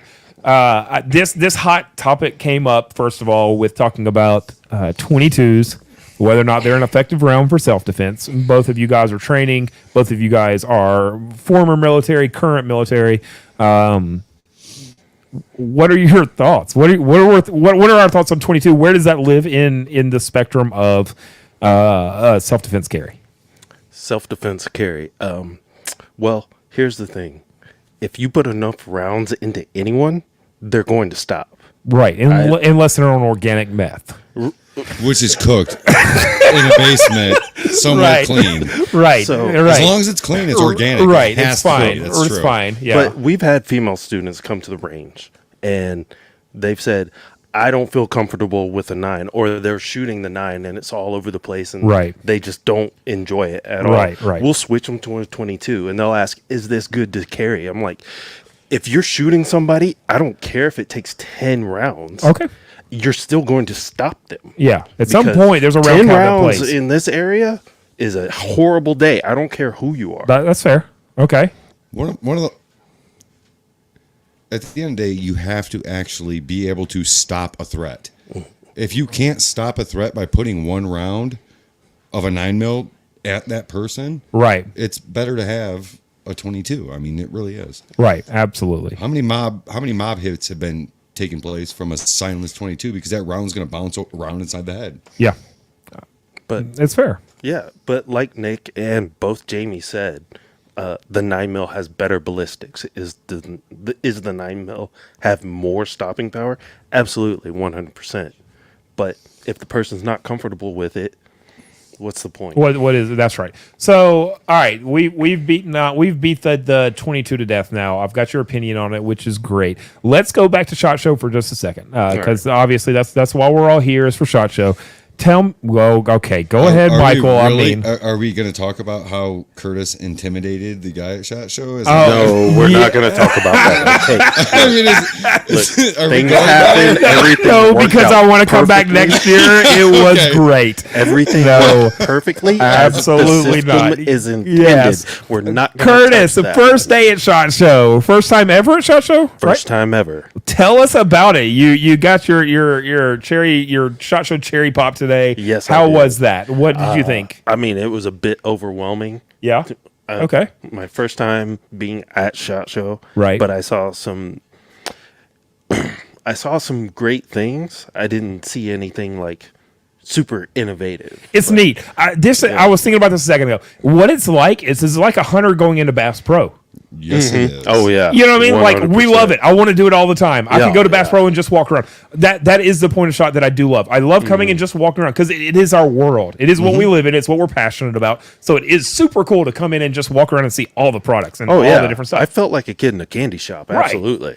Yeah, but as far as when we talk about new innovation, it just wasn't there. No. But that said, what was your favorite part of today? Like, was there a certain company that you did get to see that you're a big fanboy of, or anything like that? Well, thankfully, I'm not a fanboy of anything. Oh, you're not. You're Although too good for that. Okay. Glock snob over here. Yeah. He's always like, oh yeah, Glock everything. But Right. But also, okay, on that, if somebody asks me what kind of gun should I get, I'm like, usually I'll recommend a Glock. Glock. Why? Because it's so inexpensive that if you have to use it to defend yourself and the police take that weapon, Yeah. you're not like, oh man, I just lost $2,000. Right. That's Like fair. that I'm not going to see for at least a year. Right. 6 months, and you're only getting the barrel's not coming back. Come on, let's go. Right.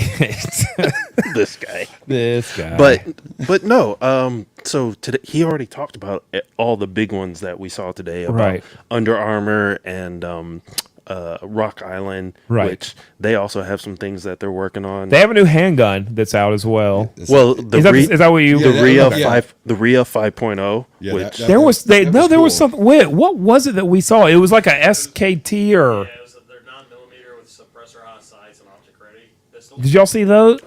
we didn't see those. No, So they're yeah, so they not have a new always pistol out that's got suppressor sights on it. It's what would I compare it to?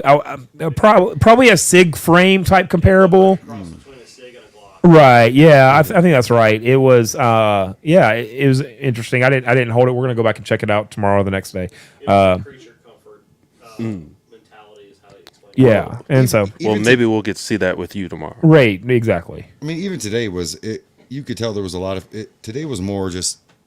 It was like shock and awe. There was so many people going so many places. Yes, and I will tell you what's interesting is I don't know. I think everybody here. Amy may be the only. Which no, you probably were. I don't know how long you've been coming to Shot, Nick, for a long time. 4 or 5 years. Okay, so post COVID. 4 or 5 years, yeah. Okay, post COVID. Were you here pre COVID? Any Amy? I was pre-COVID. You were pre COVID. I think this year, and I'll be curious to see the numbers. Is the first year that we've hit pre COVID numbers or come real close. Last year had 120,000 people. It was the biggest SHOT Show ever. That's not okay, and I remember that stat coming out. As someone who was here, last year did not feel as big as pre-COVID to me. Now I don't know why, because we have more. They expanded into Caesars. They put the Caesars. They put the bridge in, all that kind of stuff. So I get that, but today is the first time where I felt like floor 1 and floor 2 were as crowded on day 1 as it was pre-COVID. Today it was shoulder to shoulder. Last year I talked about it in somebody's podcast somewhere. I can't remember who I was with, but we talked about the fact that number 1, they took a year off for COVID. When we came back, that was the best year of SHOT Show I've ever been to in my life. Not because there was any products, but because no one showed up. There was and you had couches you could sit. there on. was Yeah, 6 you told us people about here. this. There were couches everywhere. It was awesome. I mean, I wanted a couch today to I know. relax for half an hour or so. Right. I loved it. It was so cool. And last year was fine, but last year wasn't as I don't think last year was as busy as this year when you talk about the first floor. I think this year, maybe not. I didn't go into Caesars, but I think this year is going to be the biggest SHOT Show that we've seen. If last year was in fact the largest one ever, then I think this year will beat that based off of how it felt on the floor today. It is fun to see the industry coming back in that aspect because post-COVID, everyone was scared. No one knew what was going to happen. Firearms went up, went down. You had election years happen. Like things got sideways. We're coming into an election year now. I'm curious. If you don't want to get into politics a lot, that's fine. But you probably can't as much. Maybe can. I don't know. You're active duty. All of any opinions I express here are my own. I like not it. the opinions That's of the Marine Corps. Perfect. Let's talk shit about the government. So I'm not an officer, so I won't get in trouble. no, but I mean, we're coming into an election year now. This has been a big one that we've talked about for a long time. This year is scary for a lot of people. It's scary for all of for us. sure. I mean, with what we've seen for the past, and let's say realistically for 6 years, right? It started 2 years it started halfway through Trump's presidency is when the Democrats really started getting ugly, and started fighting everything. And then once we had the whole January 6th deal, we got into all the stuff, whatever.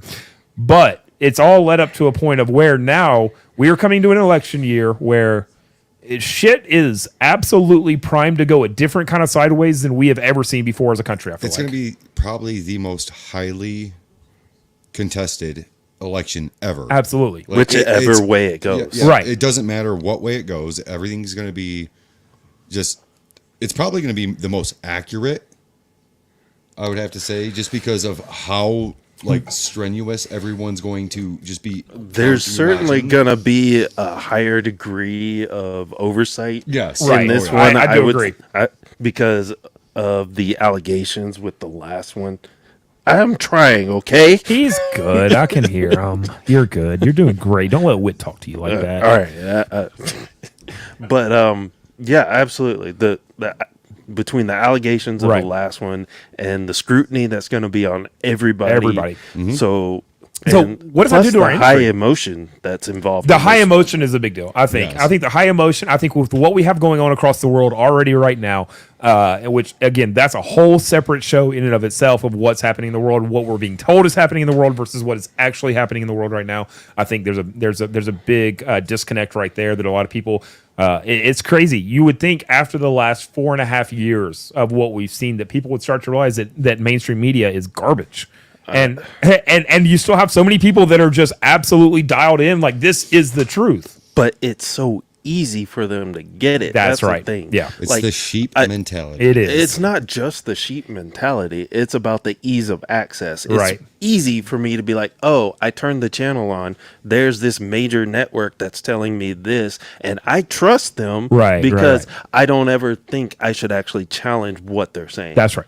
That's exactly right. One of my favorite platforms I've come across is Rumble, which is like an alternative to God, YouTube. I don't know. I do love Rumble. God, get in there and get on some Badlands and some channels like that where and you've got to be careful because just as much as somebody can go far left and go over the top, someone can also go far right and go over the top. The whole point of being an extremist is an extreme either way. That's right. Yeah. You have too many thumpers on one side, or you have too many liberals on the other Right. side. And- It gets so. How about we just meet in the middle and actually be a Republican the way And we're that's supposed to be? that's right. That's right. That's one thing people need to understand. We don't live in a democracy because democracy is mob rule. That's right. We live in a republic, Right. but also there's extremes, and you need to tackle both extremes, Right. Whichever way it's coming from. That's right. Absolutely. The biggest thing that I hate that happens when I go out and talk to people is, obviously we are easily classified, right? Okay, But without question, you own a gun, you're easily classified to one side, right? yeah. So everybody's like, oh my God, you're the screaming Republican. It's like I hate Republicans on days as much as I hate Democrats. Like Exactly. there is a I mean, there are the days. constitutionalist. yeah, I'm a 100%. constitutionalist. right. That is I follow right. the Constitution of the United States. I've fought for it. Right. It's exactly what I'm a constitutionalist. Right. I love America. That's it. And And we've lost that as a country. Oh, that's we exactly won't what get it into is. that, but Oh, I mean, since since 9/11, we have not seen this country come together at all. That was the last time we saw this country come together and be like, no, it let's lasted screw about- some, let's it get li- after it. It lasted about 5 years. It It literally that's- takes us getting punched in the mouth for us to actually get back together and Well, realize that our country is actually the best country in the world. That's right. It's even anyone that's arguing what's going on in Israel. Like you have groups that are arguing about like the groups that are being, well, not even attacked. They're just going after Right. what already happened. Right. Not realizing that your group and your set of people would literally be beheaded and stoned in the middle of the street. That's exactly right. In any other place. Yeah. Anywhere. And It's really It's- easy it's to toss insane. stones when you're sitting in the safety of this Oh country. my gosh, that's exactly right. That's exactly what it is. Yeah. Yeah. If you've never been anywhere and you really have no life experience, you have no idea what's no happening idea. outside of this country. That's right. But you will sit there at Starbucks and yell "Free Palestine!" Get out of here. That's I'm dead on. So we, anyways, that's a tangent we'll probably come back to over and over. But as we look at the next year, within the business world alone, we knock everything out of it. We have already deemed 2024 the year of instability. Oh, I mean, and that is what it is. We're going to It's see an things- election year, It's so- an election year. Things are gonna start happening that that haven't happened in 3 years. the 9 mil price will go from where it's at right now. What 22 around? Yeah, some average, ish. Yeah, back up to about 75 cents around. that's what I was gonna ask. It's What does it gonna do to our fluctuate. industry? Because Yeah. we It's don't gonna know fluctuate. what's going to happen. Last time a Yep. Democrat president got elected, the prices skyrocketed. Right. I mean, it is what it is. That's how the industry Every flows. Are we going to see do you think we'll see the mass influx of buyers in our industry like we did for when the AR-15 was the big talk of like, oh, we're going to get rid of it whenever that was 7 years ago, maybe 6 years ago, when we went through that whole deal. Unfortunately, I would say yes, just because people see that and they panic. It doesn't matter which side of your panic side you're buying, on. yeah. It's that panic mindset. That's- Oh crap! I got to get this The because panic it's buying going to be gone. is Right. actually literally what led to the ammo shortage. Right. So you had Kind of like toilet paper. Exactly. Oh God, yeah. I didn't even. I was So mad. Like, I wasn't even mad. I was like, like, mad. You know what? If toilet paper literally would have, if everything would have went to crap, all you had to do is have been like, oh look, I know where to buy. I know where to go to get toilet paper. Right. Look Yeah, at the 'cause- sign in the yard. right. Because I'm the one that bought all the ammo. You know what I mean? Like you have that many new gun buyers, so it was like 400% is something Right. like that. That's right. So you have 400%. That's 800% ammo. Right. Because normal people buy 2 boxes of ammo. That's right. When they buy a gun. That's right. That's literally what crippled the ammo All of industry. it. Yeah. Well, and I've started to notice it, and I don't know where you guys, where you were at if you started to notice, but like at our local gun store, I noticed the other day I went in and they have limits on boxes again. It's the first time I've seen that in a couple of years. I haven't, but I can't remember the last time I normally order. You in order bulk, one, yeah. right? Yeah. Yeah, I spent a lot of time in the shops spending time with guys, but I did notice the other day that they were limiting non and 2, 2, 3, 5, 5, 6 again. Very COVID like. I don't know if that's so much COVID like. I think that's more government worried about what's happening Yeah. in the future. Right. Because and that's the good thing about buying government rounds is that they're going to be accessible, but when it does go bad, it's not going to be as accessible because it's all going to go towards the military. That's right. So I haven't seen a limit yet. I'm based out of South Bend. Okay. But I've seen the price creep up in the last Right. 6 months. Right. So I think the one thing that we do have going for us right now, and I was talking to one of our store owners about this the other day, is we've had a little bit of a slow period in the firearms industry for the past 6 months. I would say it's probably close to 18. It's if you're a gun shop owner and you ask most gun shop owners, You think it's 18? Oh yeah, the last Their 18 biggest months. theirs was 6 for them, but that's one store, right? I can't speak to the whole country for one store. But I think the one thing that we have going good for us is we haven't necessarily stabilized at all in the past several years. So because of that, they've still got buys happening.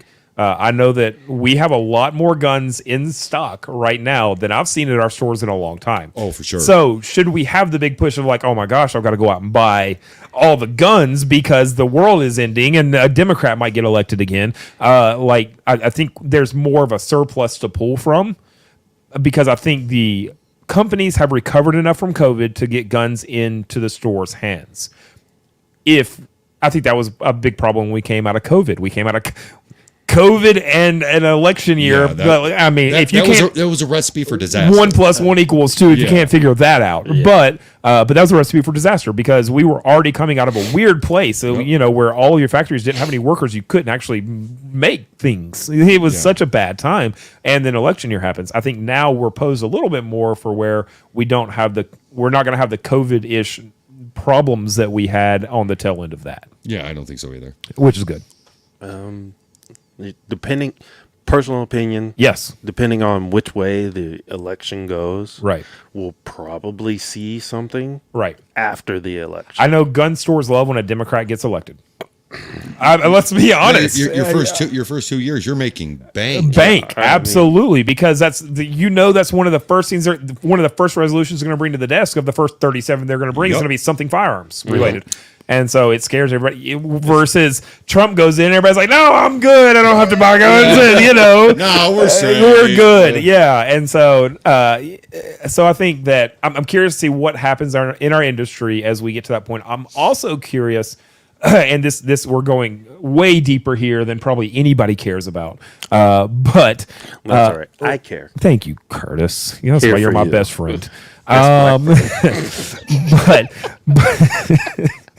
But what? I already called dibs. No, shut up, I already Michael. have dibs. No one I asked you. legitimately. All right, I can fix this. All right, so To be fair, he did call dibs like 20 years ago. Okay. All right. Well, that whatever. We'll share them. I am curious to see how the hunting world plays out as we come into the next year, because I think one of the things that we as a country are going to at some point absolutely get shit on is our food distribution.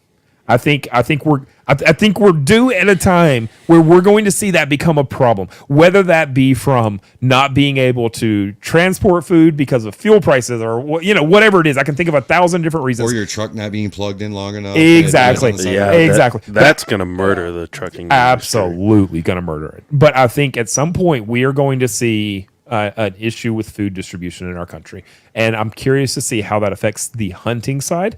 Because I've already heard, I've got a lot of friends now that have notoriously been antler hunters. Right? They go out, they want to bring in a 10 or a 12, and the only reason they want to bring it in is to put it on the wall. And now they're sitting there shooting does. Now they're and shooting filling does. freezers. That's All exactly they're doing is right. filling freezers. That's exactly right. So I'm curious to see what the next year, 5 years, depending on who president is, what that brings to the hunting industry from an outdoor standpoint.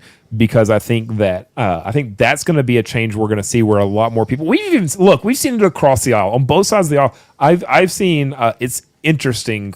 I try to follow everybody that I can. We talked about it yesterday. Be who you want to be. Fine with being who you want to be, and I'm totally good with that. I've worked in worlds where I'm the only straight guy in an entire company full of people. I worked at Miss Universe. I was the only straight guy that worked in Miss Universe. I've got a lot of friends that sit in all kinds of also different wore the same lifestyles. outfits. Yes, I did. I mean, you can be straight and wear a dress. Okay? That's I exactly. wasn't talking about the dress. I got the pictures. I wasn't talking about the dress. Oh boy, the stories I have that I'm not going to share here. But I've seen a lot of people that you would not normally think like would associate with that lifestyle, being like, oh, you know what? I think I want to pick up deer hunting. I want to be able to have that meat. Mm-hmm. Number one, it's a great meat. It's one of the best. Venison is one of the best meats you can put in your freezer. Oh, End of for story. sure. I mean, But it's hard to beat. It is hard to beat, and so I think I think we've started to see that change. I think people are starting to realize, you know what, we need to learn how to be self-sufficient. And I think that's the biggest thing our country struggles with right now is we're obviously a dependent country as a people. Overall, I think the welfare is. I think whether you like them or hate them, I think Oliver Anthony nailed it on the head in his songs when he talks about the rich man up in Richmond. Yeah, the rich man up in Oh, yeah. Richmond. Yeah. I mean, that dude said what we were all thinking. I mean, and he said what we were all thinking for years. That's right. Yeah, you still work for the government. Yeah. That's still your daddy. You might want to calm down. Yeah. Whoa! Hold up! I didn't blame anyone. Right. I didn't name anyone. Right. You did. I just said he said what we were all He said thinking what for he said years. what some people were thinking. Right. He said what some people that did not Work. still I didn't active say duty it. in the Yeah. military. I didn't say it was my Thankfully, no one's opinion. gonna watch this. We're good. And remember, I think you might be shocked by that. I am not a commissioned officer. Right. It's There- okay. Look, there I are think it's certain okay to have things- your own opinions. I don't have. It'd be one thing if you're going to sit up here. Look, we can get into a whole different conversation about military. I'm not I gonna respect. talk about anybody's policies. That's right. That's right. I'm just But I saying think general in the things. song, especially Stop some of the trying things to he get hits me on. canceled. Eating there, easy there, Clayton Bigsby Jr. Whoa! Oh, he cut Are deep. you talking about my shirt right cut now? deep. Yeah, he is. about If you my haven't shirt. noticed the shirt, not my circus, not my monkey. It's not racist at all. It means something Gotta different. let it out, Curtis. First of all, Tell us. we're in America. Yes. A black man can't be racist anymore. So, I'm kidding. No, I'm that's kidding. a good point. That's a kidding. good point you brought up. Thank you. The most irritating thing is when people say it's reverse racism. There's no such thing. What is reverse racism? No, racism's racism. That's Racism right. is racism. We're definitely It not doesn't going to be matter allowed on which side it YouTube. comes We'll from. be live on Rumble tomorrow if you guys want to watch us. Rumble's so much better. Yeah, honestly. Yeah. Yeah. I'm just kidding, YouTube. You're just kidding. We Kid- love kid- you. We want your monetization always. Always.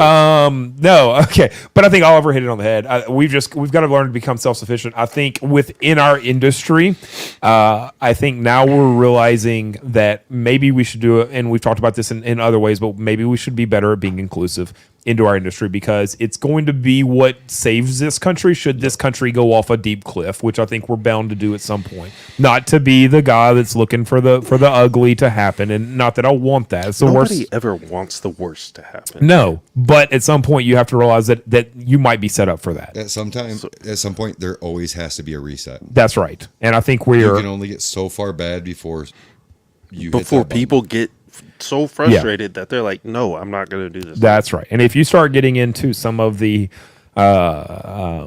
mindset or some of the really deep psychological views of how war is started or how a country is controlled or how people are controlled, and you start comparing with what happens not only here but in other countries as well, it's very scary.